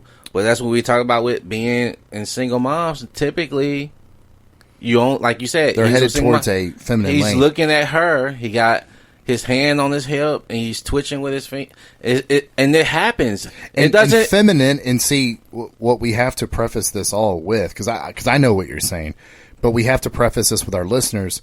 There are very masculine men that are gay. Yeah. Yeah. These are, in pornography, these are the bear. They're called the bear guys, right? Yeah. I thought that's what they were called. So that does exist in the world, and we do not have the stats on how many gay men are bears, but what we see is that's a narrower lane. The gay bears. That's a narrower lane. The wider lane amongst gay males is feminine gay males. Yeah. That's what we see more of in the United States. Yeah. It's certainly what we see more of in pop culture, right? If you're a gay male in pop culture, you typically lean in the feminine lane. Now, that being said, it's not feminine, it's overly feminine. Yeah, overly feminine, maybe even more feminine than a lot of women. Right. Now, but then you have people like, he sings Old Town Road. Oh, yeah. Man, what's his name? God, man. Man, that makes me feel stupid because he's a really nice guy. Yeah, everybody knows it. He's a young kid, right? Like, yeah. Yeah, I know. It's bad. It's bad radio, guys, but... I'm sorry, it's Lil Nas X. There we go. Lil Nas X. So Lil Nas X is certainly not in that lane of being feminine. He at least appears to be on talk shows, and when I see him interviewed, he seems like a masculine guy that is gay. Man, for some reason too, I just get this.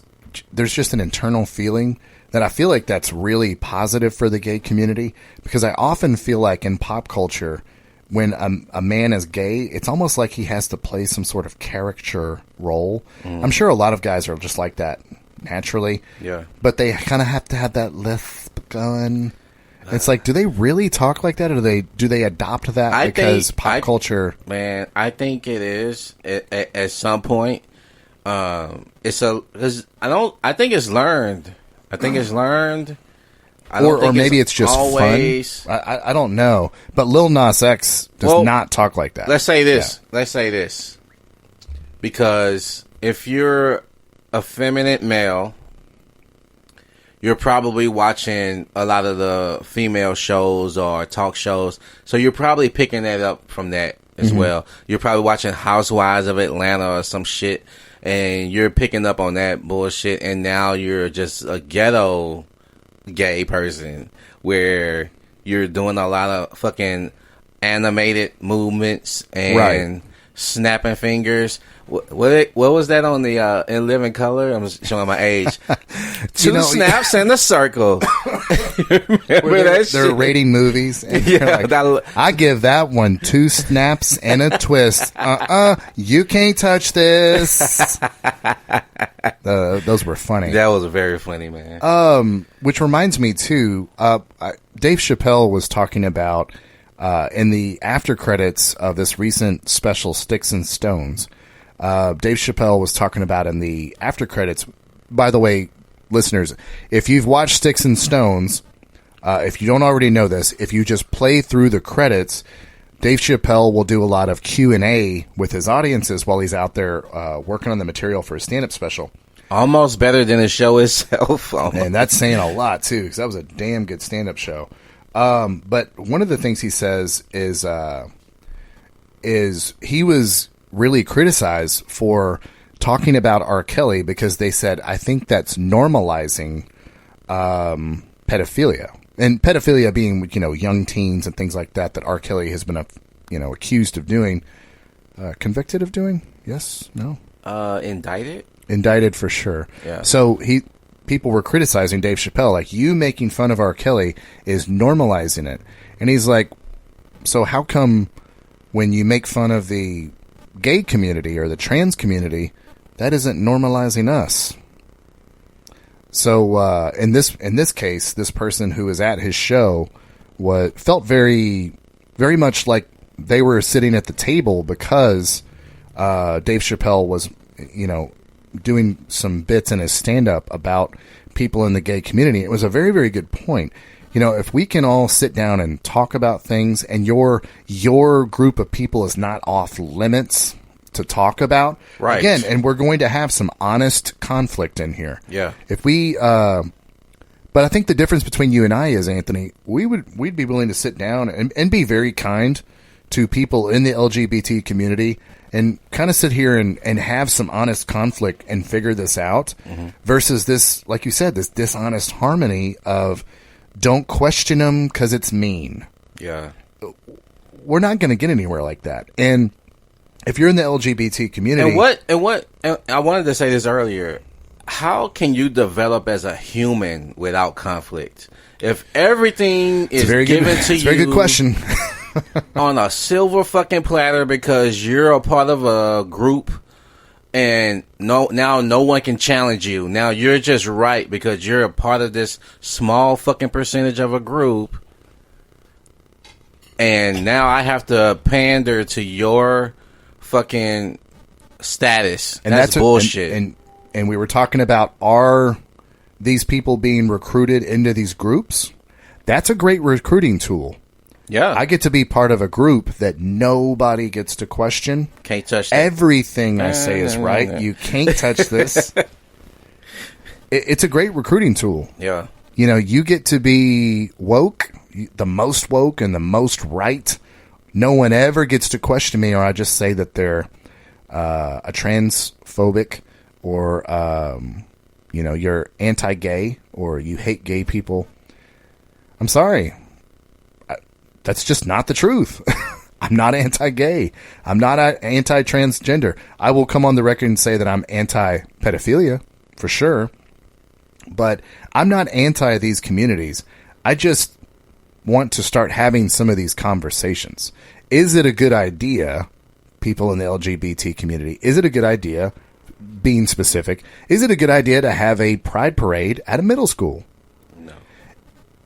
I'm asking because school in general has become so extra. Man, I just want my kids to go there and learn, dude. I don't want to get caught up in a political argument at school. Now, if they don't go to the pride parade, they're anti-gay. Yeah. I mean, adults do this, Anthony. Adults will say, if you're not at the pride parade, you're anti-gay. And these are adults that are supposed to be smart. What do you think middle schoolers are doing? Well, they already pick on each other relentlessly, like it's Lord of the fucking Flies. So if you decided, I don't want to go because, I don't know, you're a member of a church that does not believe in homosexuality, that should be okay. Which is still, you have that right? You have the right to not want to be involved in certain social events if that's a religion, right? Because and trust me, man, I'm not gonna get. I'm not gonna get in a religious. But I'm not rant, saying not to go to the parades. I'm just saying, can we talk about it? Yeah, of course. The thing is that, like I said, man, it's not about equal rights anymore. It's about special privileges. And so, have equal rights. Everybody, and I call them human rights, because everybody should have equal access to any fucking thing that any other person is, without fucking having to define their race, gender, or anything else. So human rights are human rights, period. Fuck all that other bullshit. But if you're gay, trans, or anything else in that community, have freedom to do whatever you want and how you want to do it. Just don't force it on people who say otherwise. Well, we're not forcing it, Anthony. We're just saying, you don't come to this parade and you're a middle schooler, you're anti-gay. Yeah. I'm good. I'm good on that shit, because I'll ignore that type of conversation. Well, it's harder for middle schoolers to do it. So why are we putting these obstacles in front of them where they have to decide this kind of shit?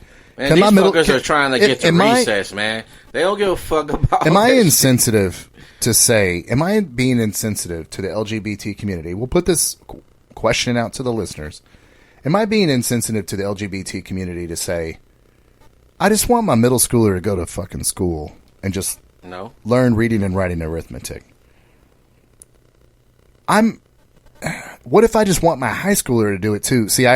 See, they've already bent my will. Yeah, you're like, I'm wincing right now. I'm like, they've already bent my will. No, people in high school, they're identifying their sexuality. They should have the ability to blah blah blah blah.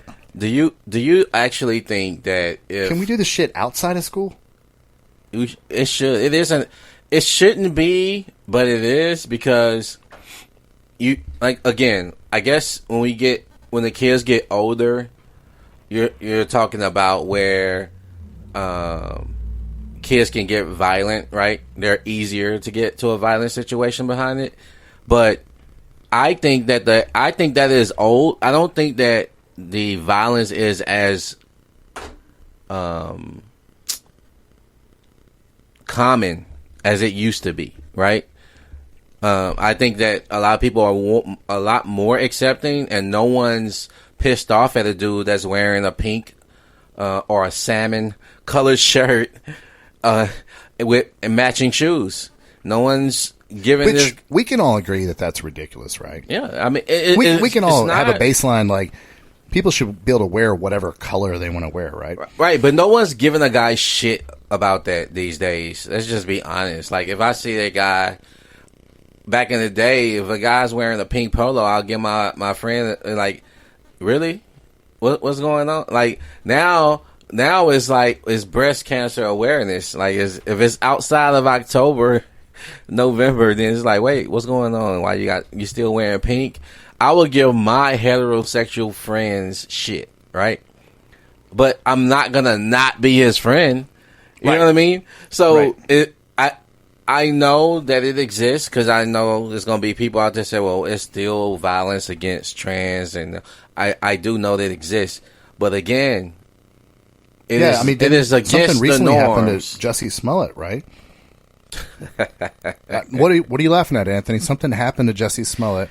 From what I heard, Juicy Smoothie. From what I heard, he got beat up pretty badly. Had a noose. Man, that the community went in rage, right? When they was like, "Hey," and I hate that because what he did, people in his community should be pissed off with him because now he's taking away when gay people that actually are targeted and hit or assaulted and murdered behind that shit. And he just randomly said, you know what? I need more attention on me so I can make Fox pay me more on my ending contract, my expiring contract. And he basically put that community under the bus behind some fucking stunt that he dreamt up and thought he was going to be able to act this way out of it without actually having fucking a clue. I think him and Trump came up with that fucking idea at the same time because he couldn't get away with the shit. It's like, hey, if I say it, then it is what it is because I said it. And I didn't really keep up with the what happened too closely because I was like, this kind of seems off. Like something don't seem right. I'll wait before I even get involved, and then when it started to unravel, I'm like, yeah. I don't need to use the Jussie Smollett example to Juicy Smoothie. Juicy Smoothie. I don't need to use him as an example to say there's fuckery afoot on this topic sometimes. Right. You know? And to our people in the LGBT community that are listening, I don't mean to make light of that situation. From what I hear from most LGBT people that I know, they think the guy's a dumbass. They're not defending him in any way. So I don't I don't want people to think our show we're using him as this is what all gay people act like, because we don't think that. But just like with any movement, Anthony and you and I have talked about this many, many times. You can't control who joins your movement. Right. Joe Rogan talks about this. Speaking of Joe Rogan, in one of his stand-up specials, you can't. I believe it was called the stand-up special was Strange Times, but you can't control who joins your movement. And a lot of fuckery happens when there's just good people in the community that are really just using the LGBT movement and even to better the community. But there's even a lot of divisiveness in the community itself. For example, I know that gay women versus transgender women, I guess is what we call them, men that are transing to women. Okay. I know that, and by the way, the gay women have a very good point that you have men coming into the female community, taking a lot of their shine. Because can we? This is where things get really muddy. I say, do we have a feminist gay movement going on here? Like, no, no. This is more in the lane like what you and I were talking about in competing in sports. Oh yeah, that I don't agree with at all. Where gay women are like, dude, can we just kind of have our own thing without men fucking invading it and taking it over?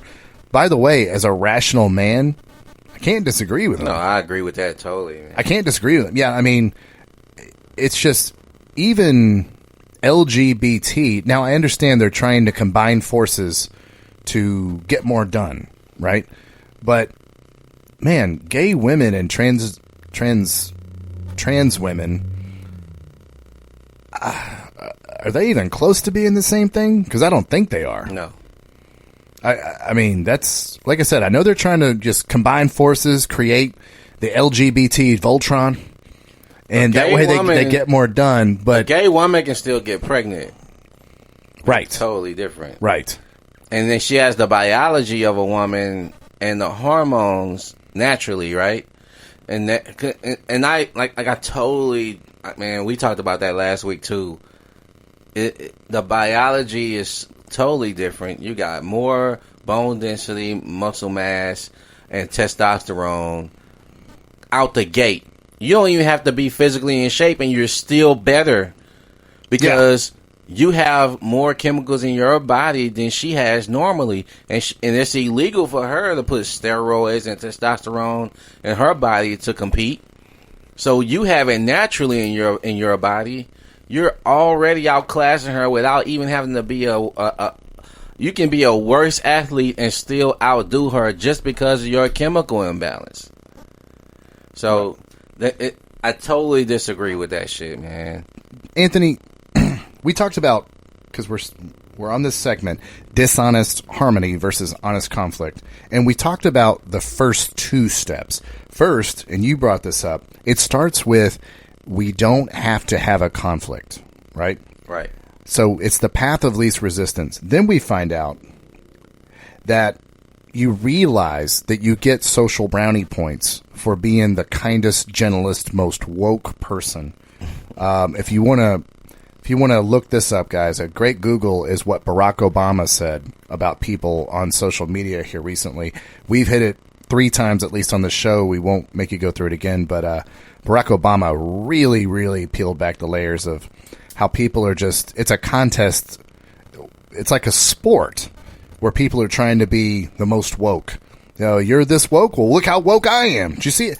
And what it really boils down to is just a lot of online rage, you know, so to see who's the most woke. So it starts with the path of least resistance. Then you go to the social brownie points, which are not even helping anybody. You're just trying to get the most points so that people view you in a certain like our friend Celine Dion with her genderless child's tweet clothing. And disappear, and then tweet, disappear. Yeah, that's Anthony. That's the best way to put it. Just tweet, disappear. You see how woke I was? I'm more woke than you. The third stage of this, and I think this is why this is such a big vein in society, dishonest harmony versus honest conflict, is because this is kind of the Fox News thing of a lot of this stuff, Anthony, just kind of sounds good.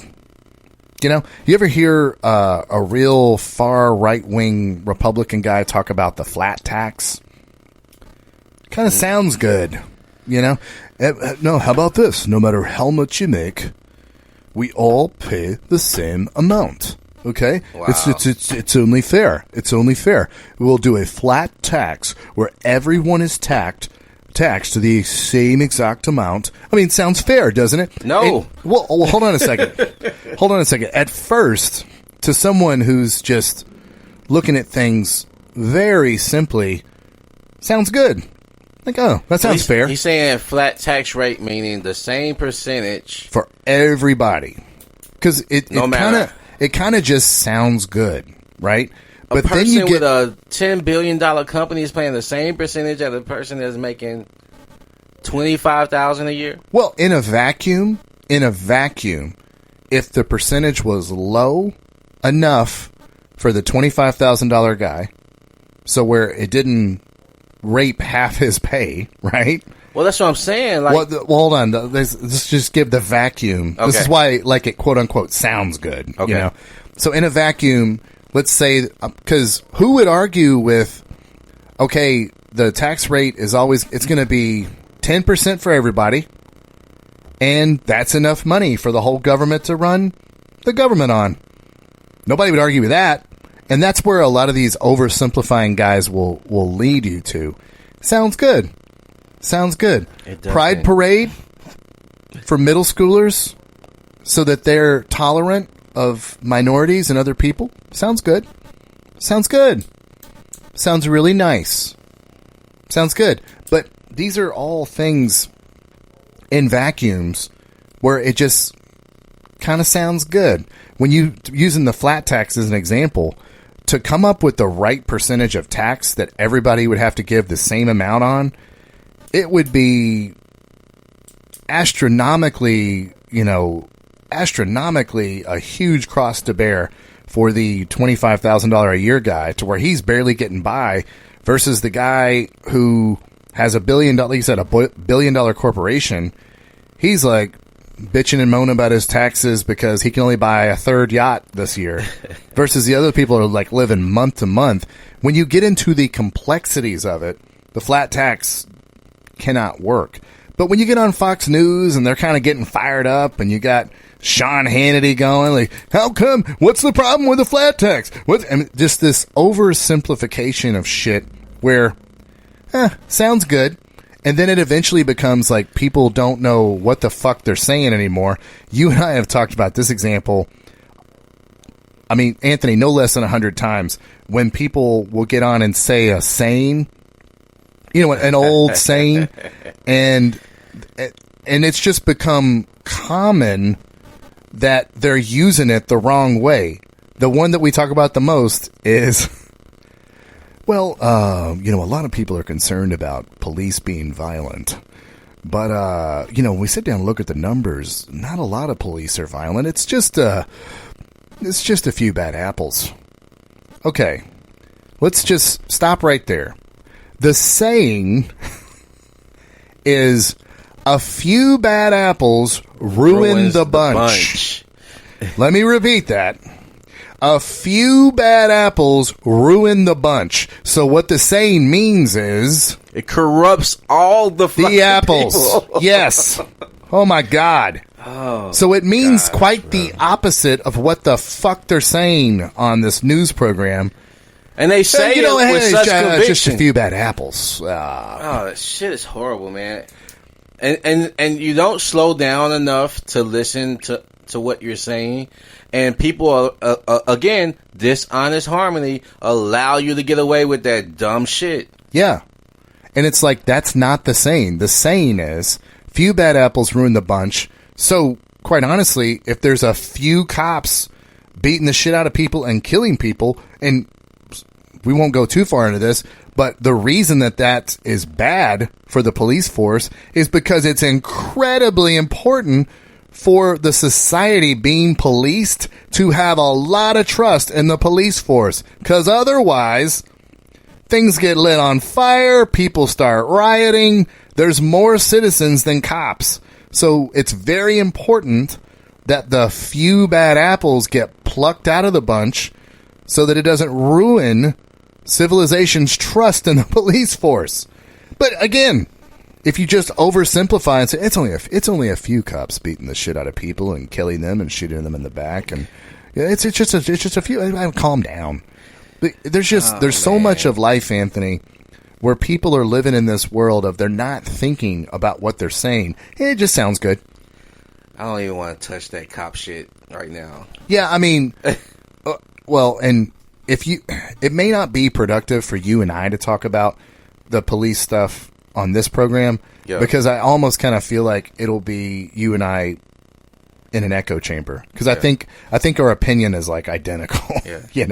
So there's not really a lot you and I could really say that I think would be new information to our listeners, and I know just from you and I talking about it, we're on the exact same page about it. But like I said, with this Dishonest Harmony versus Honest Conflict, it starts with path of least resistance. You don't want a conflict. Then you go to realizing you get social brownie points, and then you start repeating it because it kind of sounds good. Well, I think there should be a clothing line for children that's genderless, because we can't know what gender they are. And who does that sound good to, though? Like, it's not. You're not talking to the majority of the people. Yeah, but the majority of the people are.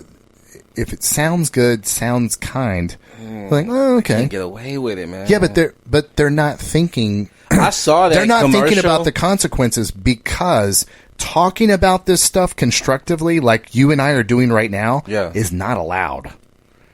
I mean, you and I get canceled, right? Oh, I can only see. Well, it's we're only not canceled because we're doing a little podcast that we're passionate about. God forbid if we went on the Tonight Show. Oh, they're not letting you on. If they went on, if we went on Ellen's show. Oh, Ellen not having that. No, so you can't. You're not allowed to talk about this in mainstream media. Yeah. Yeah. So because you're not allowed to talk about it, because people are not opening their minds to it, it sounds good. It sounds kind. Yes, I think we should dress all of our children in genderless clothes. And it sounds good. Sounds kind. What does you get your social brownie clothes points. look like? What's that? What do genderless clothes look like? In Celine Dion's case, there were a lot of stars. There's a lot of white. I saw the yellow and black. Yeah. Some of it looked a little bit reminiscent to Vanilla Ice on the cover of his first album. Yeah. With the stars on the sleeves. Yeah.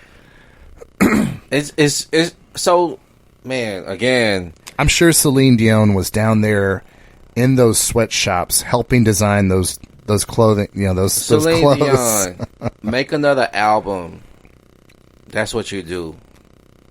Don't come out speaking about a topic that you don't live.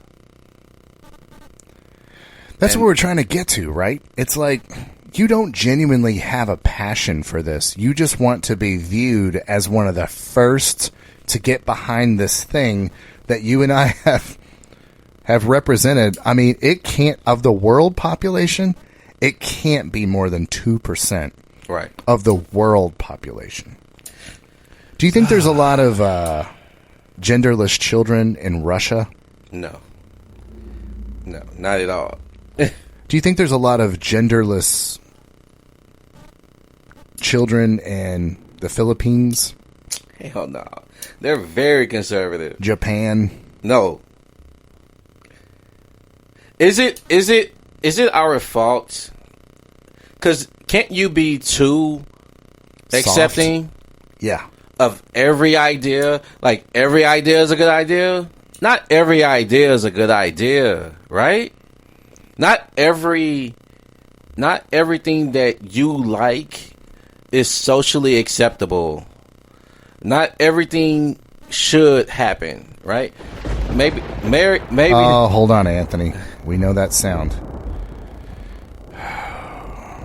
Disney just messaged us again. Oh, I thought it was about to be a rage storm. I was about to get into. Well, what happened? Disney doesn't like that you said, is there such a thing as being too accepting? They don't like that. Disney, our corporate people from Disney are messaging us right now. Disney can eat a dick. That's what Disney can Direct message. They're saying, no, there's no such thing as being too accepting. Haven't you seen our movies? They have a point, Anthony. Yeah. Disney wants to be part of this conversation. I mean, you notice now that Disney has their own streaming service. They've DM'd us no less than 8 times. Mickey Mouse DM'd us. Damn, Mickey still talking shit. Oh, so Mickey get a corporate position and can't fucking maintain. Yeah, Disney. We have a new tone to notify us when Disney DMs us. And thank you, Disney, for being part of the show. And they just came in. They said thank you. That's the Disney. Rain on Disney that shit. direct messenger tone. They was like, hey, all that shit y'all talking need to calm that shit down before you shut you down. They're like, have you ever seen the movie Rudy? Huh? Well, you ever seen? Look, I didn't think we was going to even talk about this topic this long, honestly, because... Oh, no, Anthony. This might be multi-episode because I just love the way you presented it in the pre-show. Dishonest Harmony versus honest conflict. Yeah. It's just so well said, because we are in a world of that right now. If it sounds good, makes everybody feel warm and fuzzy, make sure everybody's included, whether they've earned their place at the table or not. If they just come with all these ideas and fuckery and you're not allowed to criticize them or anything they're doing whatsoever. Some ideas are bad ideas, man. That's just what it is. I mean, again, we're talking about... Okay, hold on. Oh, there we go. Disney does not... Shit. Yeah, Disney says... everywhere, man. Disney said, and I quote them on this, they said, there are no bad ideas, just bad podcasters. Okay, I think they were attacking us. That sounds a little personal. I think they were attacking us. Are some ideas not good ideas? Disney says no. They say everybody needs to be included. Damn. Everybody. And what are they coming in? Shit. Oh my God. Disney just came hard with that direct message. They said all it just says is hashtag bank account, hashtag scoreboard. Oh shit. Disney has a point. They do have more money than us, Anthony. That is... They're not, and we talk about how small that percentage is. Are they all fucking paid? Like, what's the... It can't be... I don't know, man. I don't know what it is. I think that it is heterosexual people waving the flag for others. Okay. Disney says heterosexual people. You mean non-gay assholes? See what I'm saying? So, why do heterosexual people got to be assholes according to Disney? It's not a What's bad the problem? word. It's not a bad word. It's just a label, right? So, let's say this, I'm heterosexual, and like I was talking about with Tank would say you get head by a guy, you ain't gay. So it's like, well, that's the world we live in too, right? What is heterosexual? Like, because damn it, if I get head from a dude, I'm gay as fuck, and the guy that's giving me head gay too. We doing gay shit. It's gay sex. That's what it is. It's gay sex. So it's not I'm not saying that it's wrong, but I'm calling it out on what it is. You can't say you're not fucking gay if you're doing gay shit.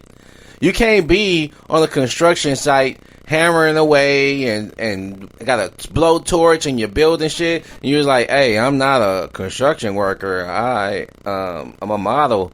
No, motherfucker, you build buildings with tools and materials. You're a worker. You're an actual construction worker. No, I model. Yeah, it's like being a construction, and people are like, yeah, you're a construction worker. Actually, I'm a brain surgeon. No, I'm not a brain gonna let surgeon. you touch my brain, motherfucker. you build buildings with hard fucking. You can't be. The brain has a consistency of butter. You're not gonna take a hammer and a blowtorch to my fucking brain. Anthony, so I hear what you're saying.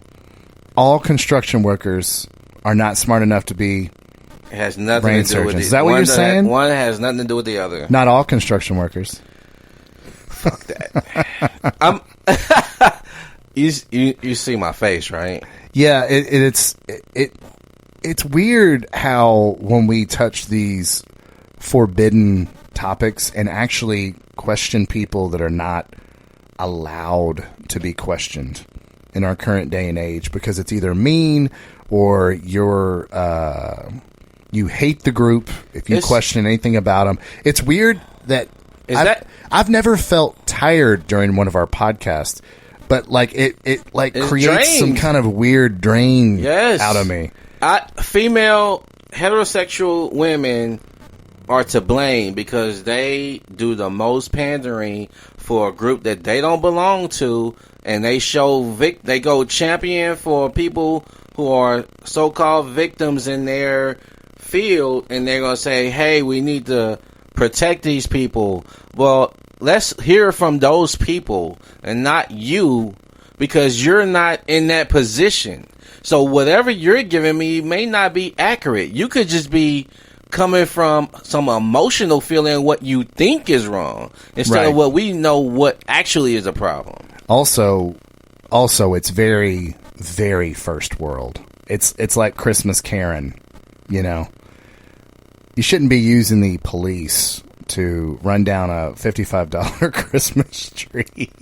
Wasting Deer Park tax dollars because you got in your fucking offer up feelings. I get it.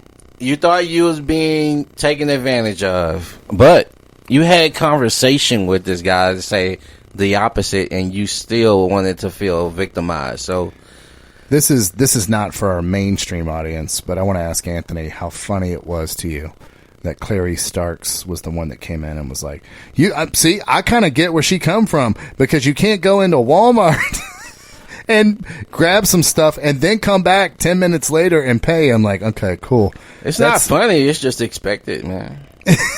I think it's hilarious because it's exactly what you expected from that person. Well, I think, too, that when you're... For our listeners, just so they know, Clarice Starks is someone in a Facebook group of ours who's very much in that lane of not all women. What about men? She is the argument tree to a T. Clarice, of course, we don't want to talk trash about you. You're always welcome to come on this show and be a guest and defend yourself, but we did find it humorous that you were very limited in your views just to how you buy things at Walmart versus in the world of negotiating 30-day pay periods. Some people are on net 60 pay terms.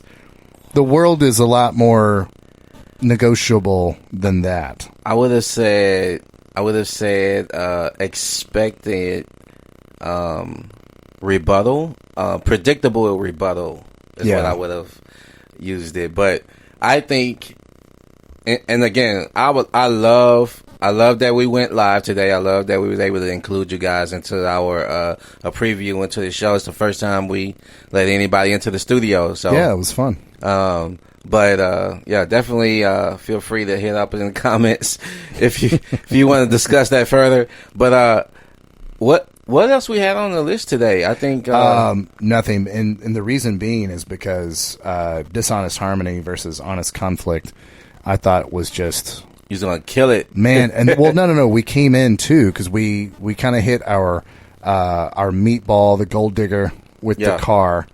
Okay. You know? And so I wanted to hit that because I really wanted to spend the majority of the show, and I wanted to kind of tease the people that did live stream with us. Also, that hey, the real meat and potatoes, like we're going to go into right as we stop live streaming, right, to give them a little bit of a tease. I do have, as we kind of end out the show a little bit, and it's kind of on the same topic of what we've been talking about. When we talk about Clarice with her limited view of negotiation and how to pay for stuff, and I kind of get that because you can't go to Walmart in a very, very, Walmart has got their rules very written in stone. You can't go in and negotiate a loaf of bread down lower with a Walmart manager. No. It is a very tight box that they're running. And the other environment that has just become just terrible, and it has become literally like the terrible land of Oz is our current banking system. And I want to point out to you here, Anthony, and this is going to bore a lot of our viewers, but I'm going to a deeper place. Just stay with me. So when you go to the bank nowadays, I've noticed that the customer service at the bank has deteriorated to what their software is able to do and what it's not able to do. Your customer care at banks has just become an IT customer care unit. I'm talking about everybody, all the bankers, all the people that are behind the tellers, everyone there, because the reason you come into your bank in this world of online banking, the reason you come into a bank is because there's an exception to what the software is able to do. And they blindly look at you and go, Oh, I'm sorry. The system won't do that. Oh, I'm sorry, sir. I wish I could do that. It's just the system doesn't do that. But you're a fucking person. But you're a person. Okay, and let me point out the first obvious thing for these dumb motherfuckers that work at a bank. You're playing a very dangerous game, because if we're all just sitting around staring at a computer screen and that's the end-all be-all, why the hell are you getting paid to do anything? Right. Good God.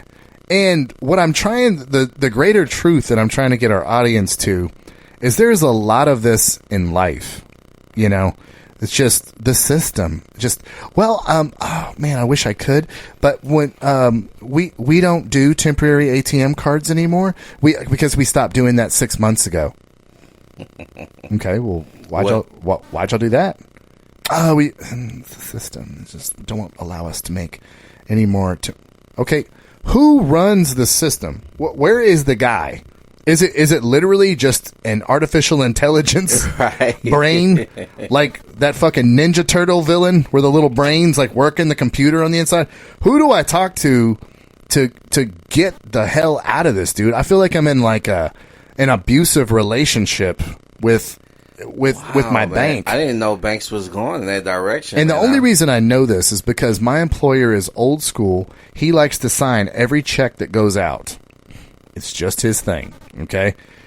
That's a whole different conversation. And let me tell you, anybody at my work that ever went to go question and suggest direct deposit, they don't work there anymore, except his son. Wow. That's the only guy that really ever survived the battle.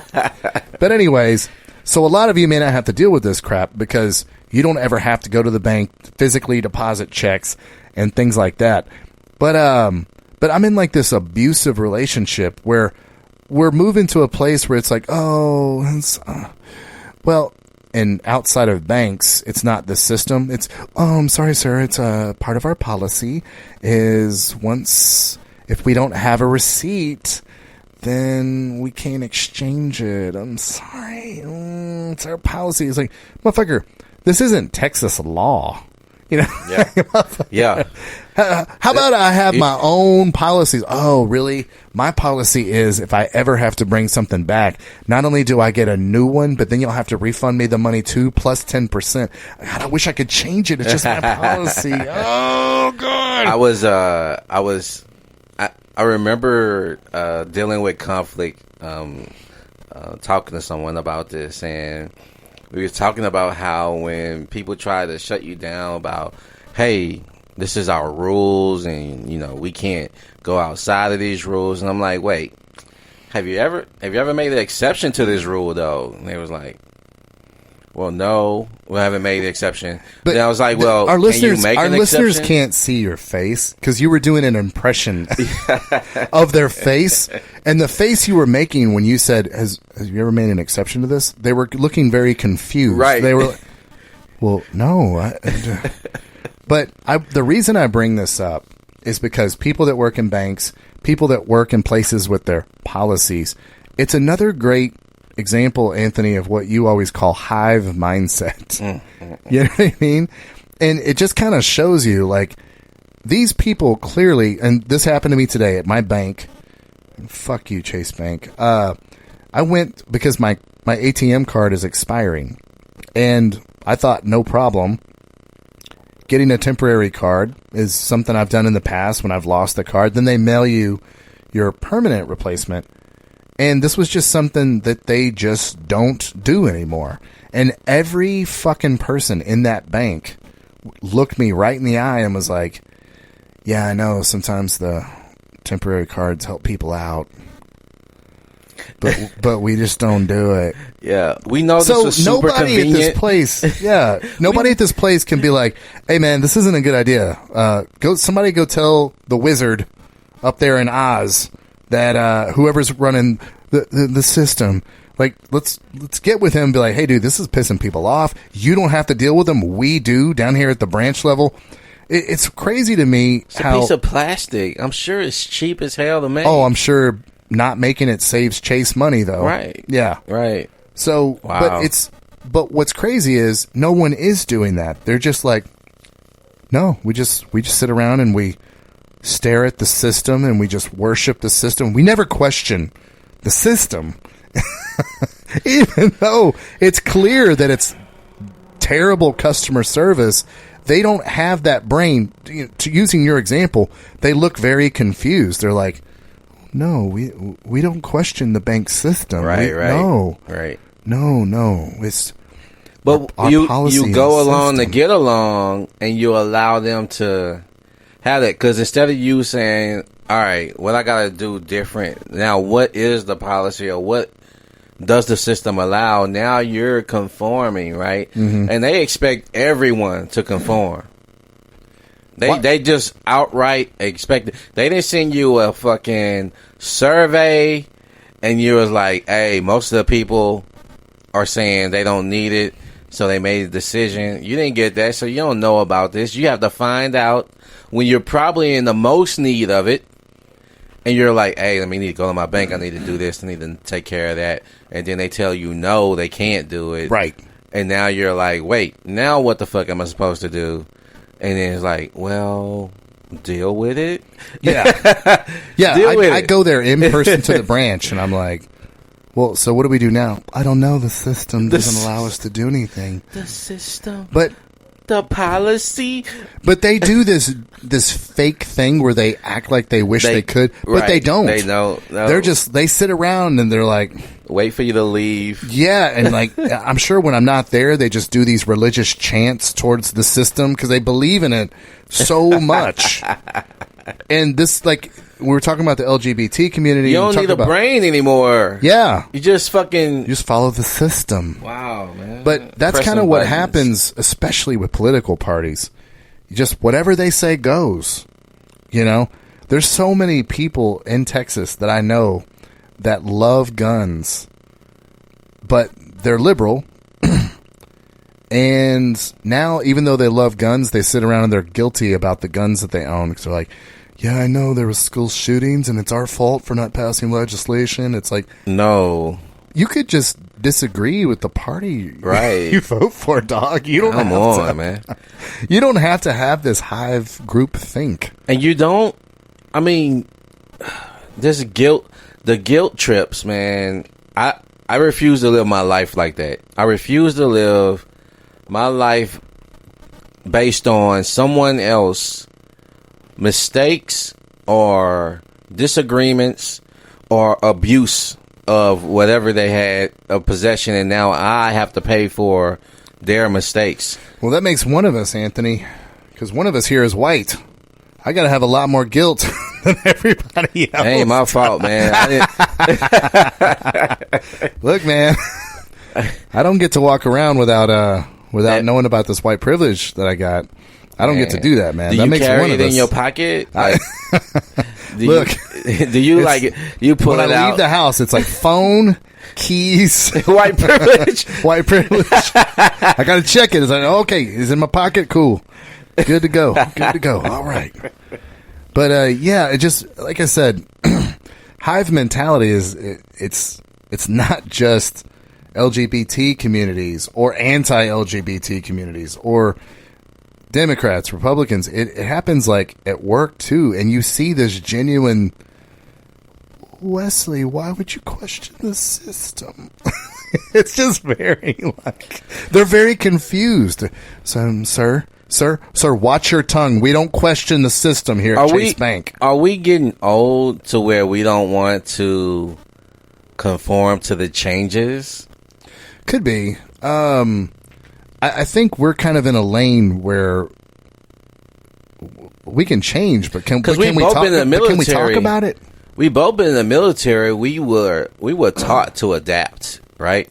We were both in probably one of the best militaries on the planet, though. I mean, there was a lot of great systems put in place before we got there. Yeah. Yeah. People talk about, but you had to learn to adapt to changes quickly, like. Oh, yeah, good point. Yeah. Like I thought you were saying like following orders and things like that. No. But to your point, yeah, we had to adapt quick. If you all of a sudden you going into a terrain where water, now you can't carry your gun right at your waist level. You got to carry it above your head. Yep. You gotta have now you're wet. Now you gotta change. You can't. You gotta get a fire. You gotta dry up, or you're gonna get an pneumonia.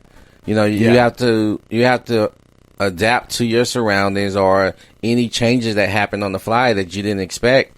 If for whatever reason, like we talk about a lot, we talk about relationships a lot, we talk about men and women dynamics a lot.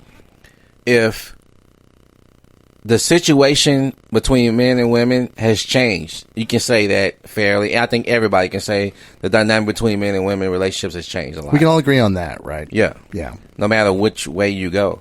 So in those changes, though,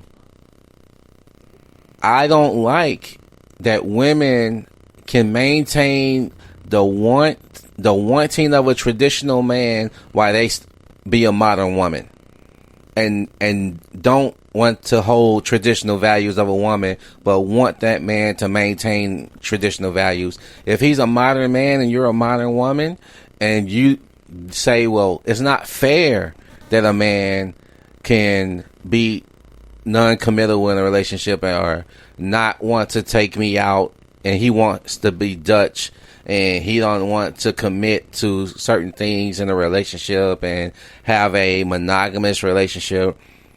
How can you as a woman, if you're not traditional woman, be upset with a man that's not a traditional man? But by the way, can I, if I can take a quick sidebar, because you just mentioned going Dutch. Yeah. Our dear friend Erlene Mango, it's Mango, correct? Our dear friend Erlene Mango, and we don't mind plugging her podcast over here. She's a good podcaster. Shall We Proceed podcast. I'm promoting her podcast now. I'm about to insult it. But there was an episode, and you were on this episode as a guest. And this is what going Dutch, when you said it, it reminded me of. This is because this drove me absolutely insane. This is another example of not all women, right? So you guys were talking about how expensive it was for men and women to date in the modern age. Oh yeah, I remember that. So Erlene could have really illuminated this with her female guest. I actually found it interesting. How much do women spend on dating?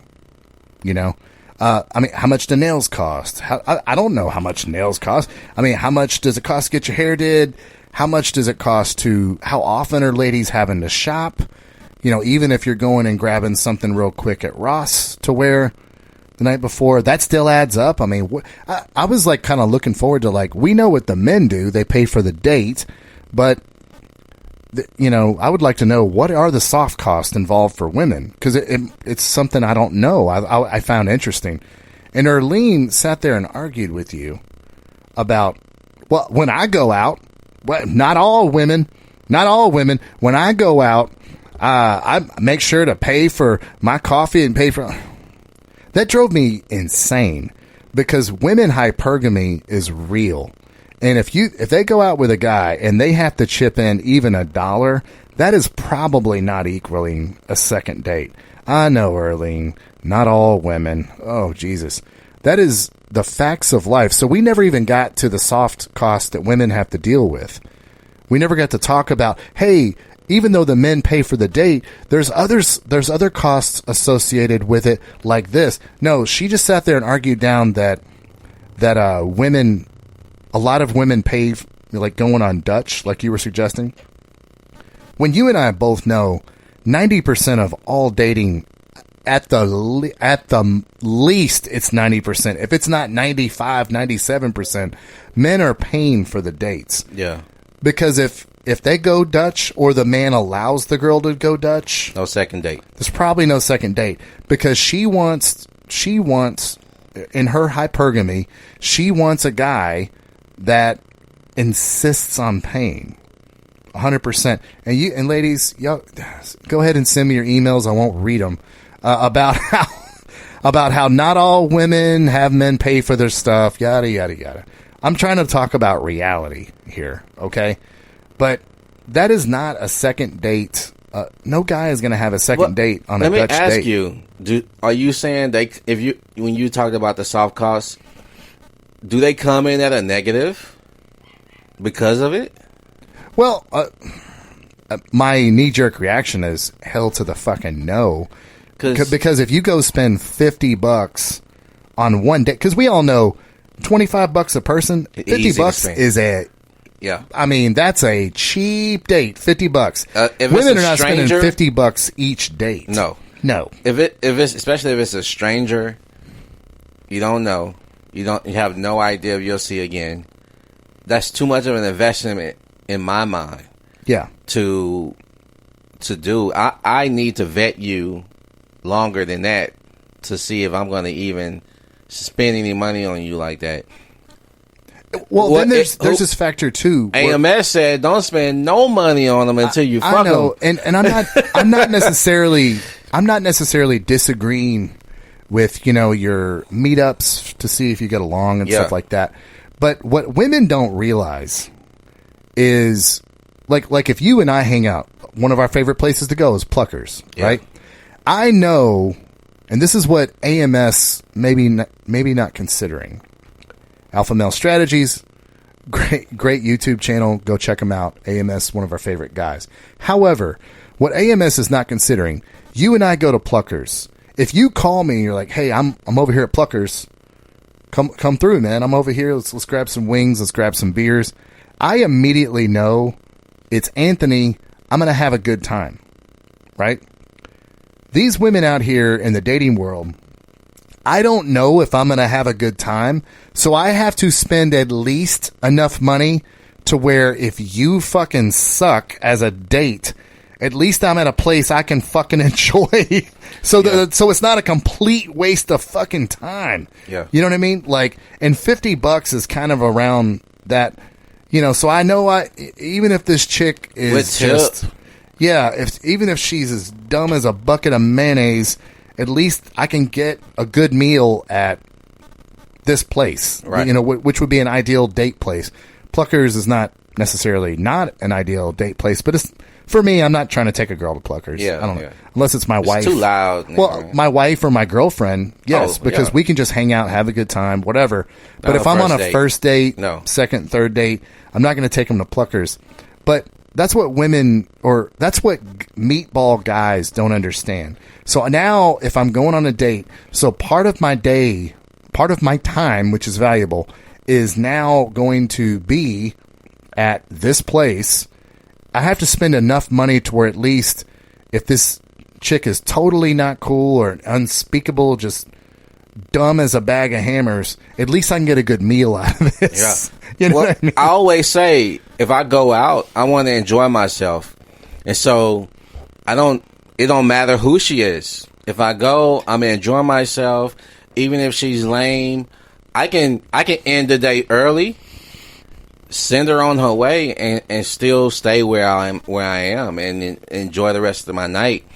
And I don't think guys do that. I think they go to impress her instead of enjoying themselves. So what happens is, in that though, when you're trying to impress somebody, you're on edge, you're nervous, you're trying to do too much. So everything seems forced, and you're probably sweating. You're looking for her approval, and then guys, Well, this is for our blue pill guys. That's what they're trying to do. And in that moment, you're losing. She's gonna call the next guy, because believe it or not, women go on double dates. They will end the date with you and go 100%. Go fuck somebody later on that night. Trust and believe. And I've done it too. So I've gone on multiple dates during the day also. Yeah. Don't feel like she just dedicated her fucking night to you, bro.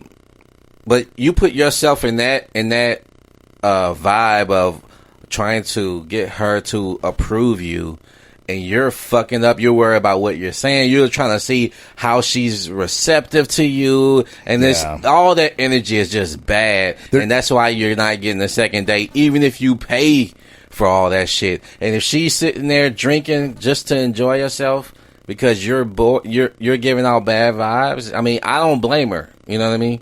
So there are certain things that you can do to avoid that. And for me, avoiding that, let's say I can't stand this chick, right? we walking at the park, bitch. You know what I'm saying? Yeah. I'm not out of money. You know, I got to learn that you're boring. You don't know how to hold a conversation. You only know how to talk about bullshit. Mm-hmm. So it's like, yeah, I'm done. And I'm not coming out of money because I'm not going to spend money to find out you ain't shit. It don't make sense to me to do that.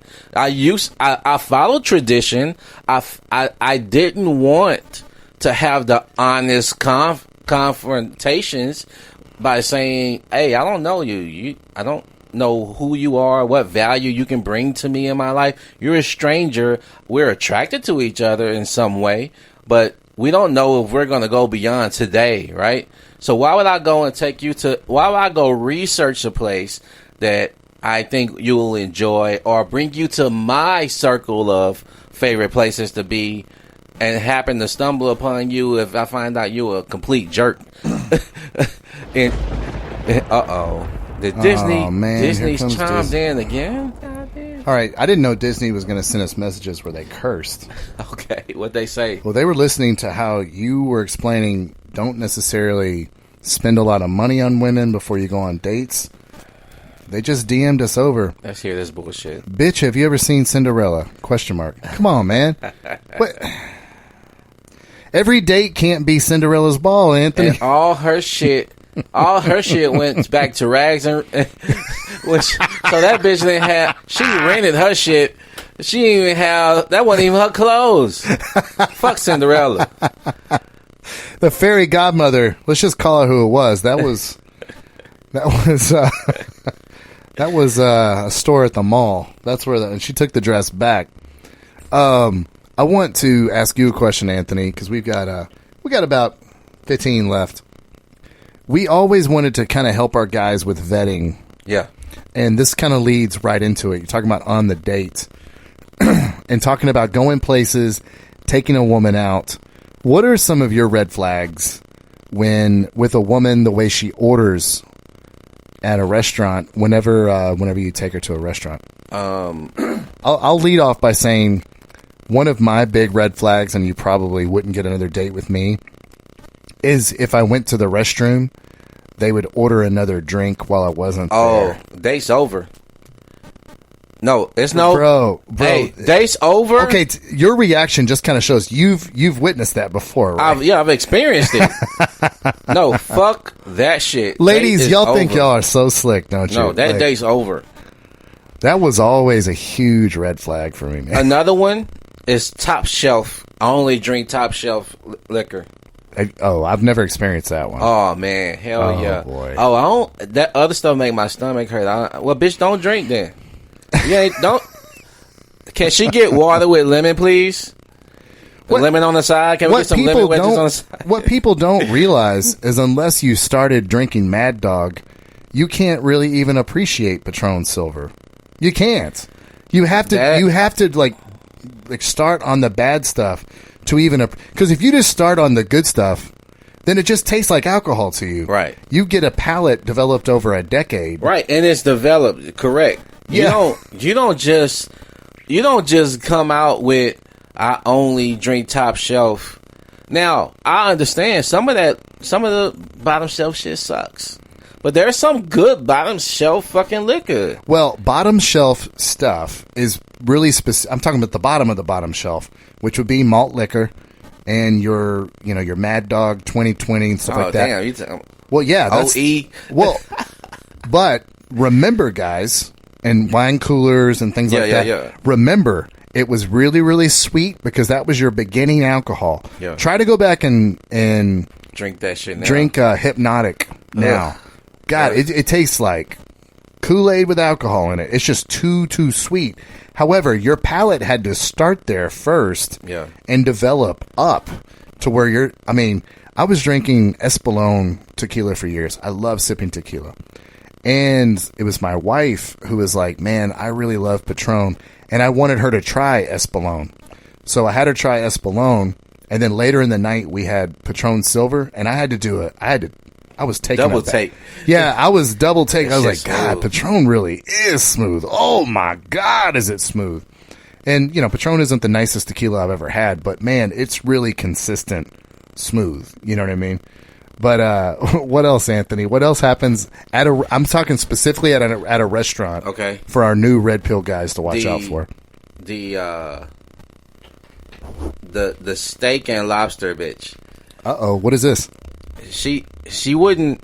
The thing is, you've ordered a fucking chicken Alfredo pasta with broccoli on the side and a beer. She wants Maine lobster out the tank.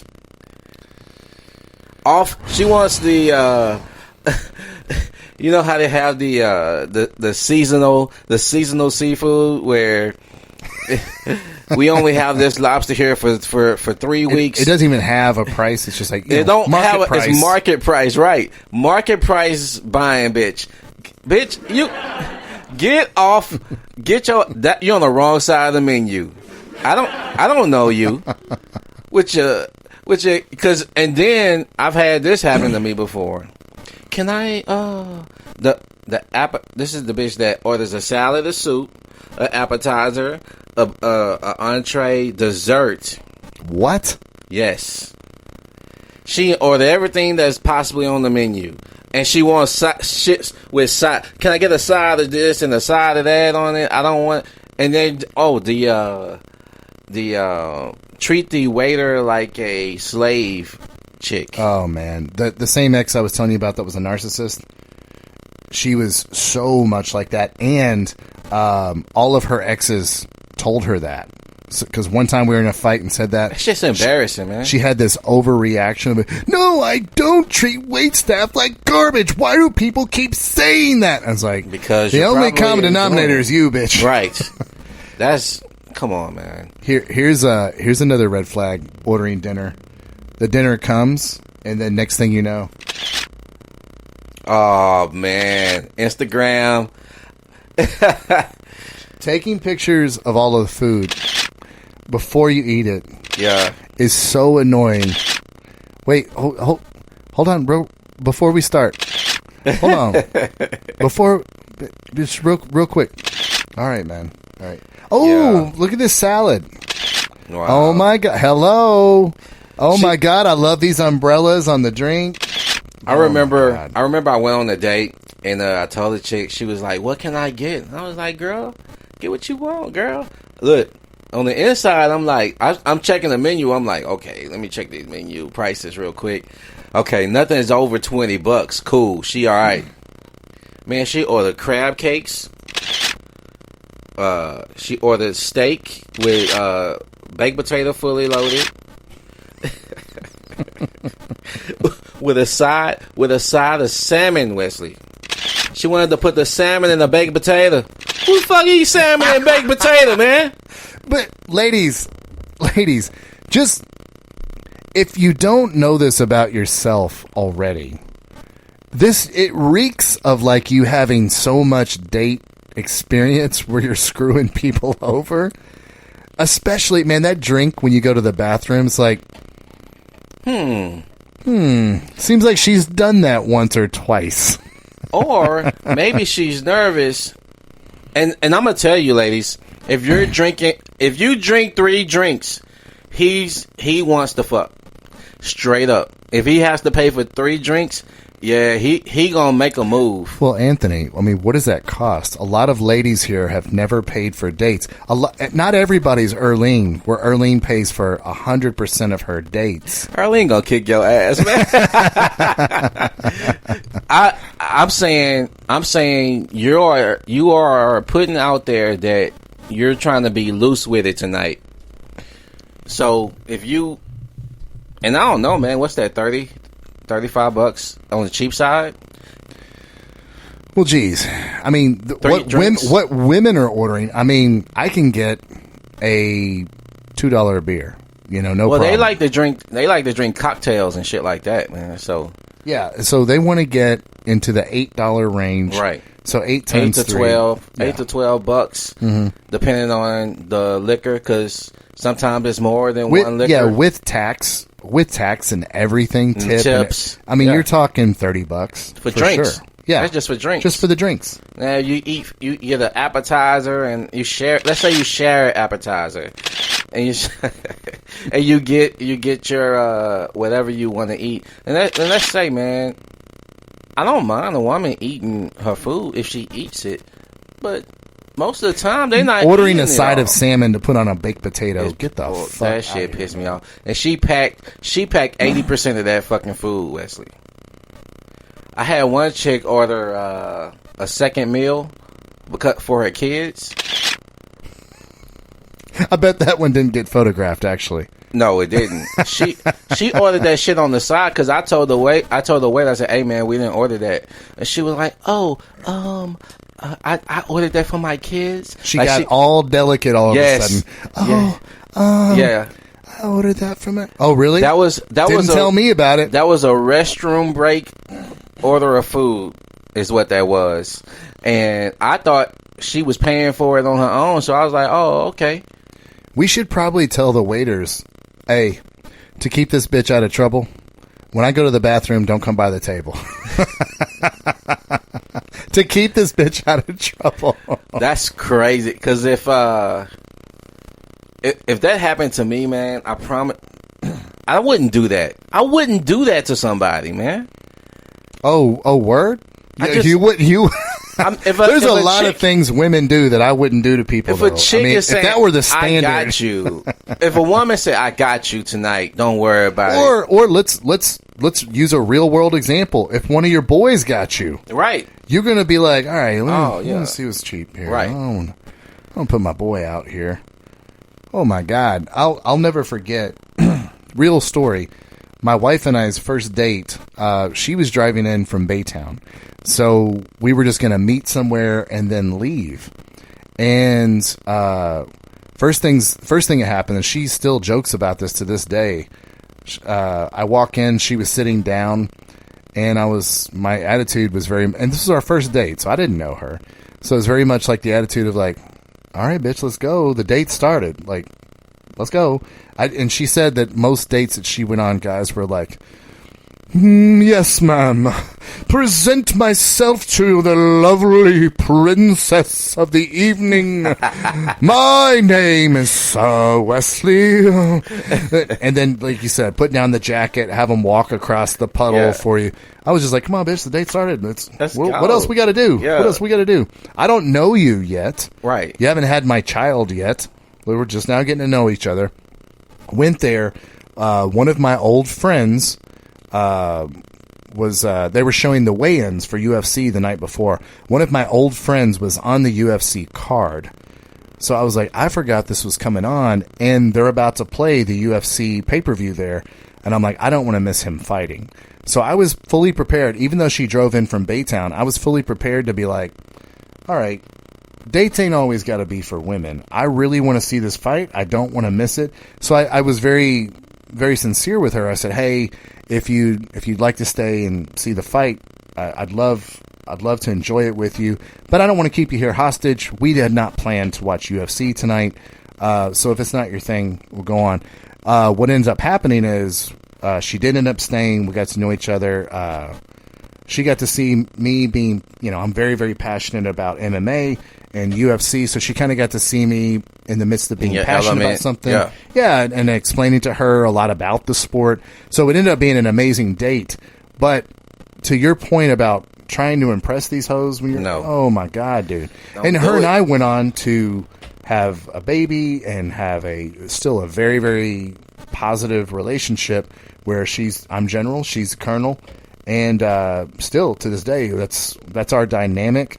But it really, really started with, I'm not trying to impress you, but I'm here doing what I want to do. And if you want to come along for the ride, even better. And there's nothing wrong with that, fellas. And yeah, and we have a very happy relationship.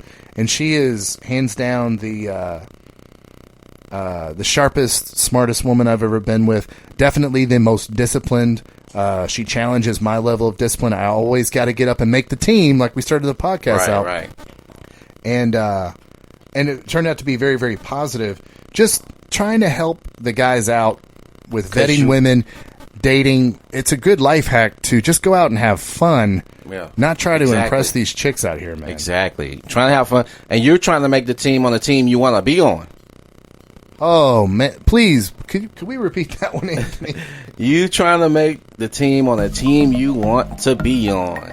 That is, man, I don't think there's any better way to end the podcast than that. Fellas, playing and making a team that you actually want to be on, not because society told you all these women are princesses and you're here to serve them. That's not what we do down here on Navigation Studios. Not at all. It's definitely not what we do on this program. Anthony, we got anything else? No, man. All right. The Red Pill Phone Tap at gmail.com. Red Pill Phone Tap at gmail.com. Thanks for coming by and joining us. Leave comments below at the Red Pill Phone Tap.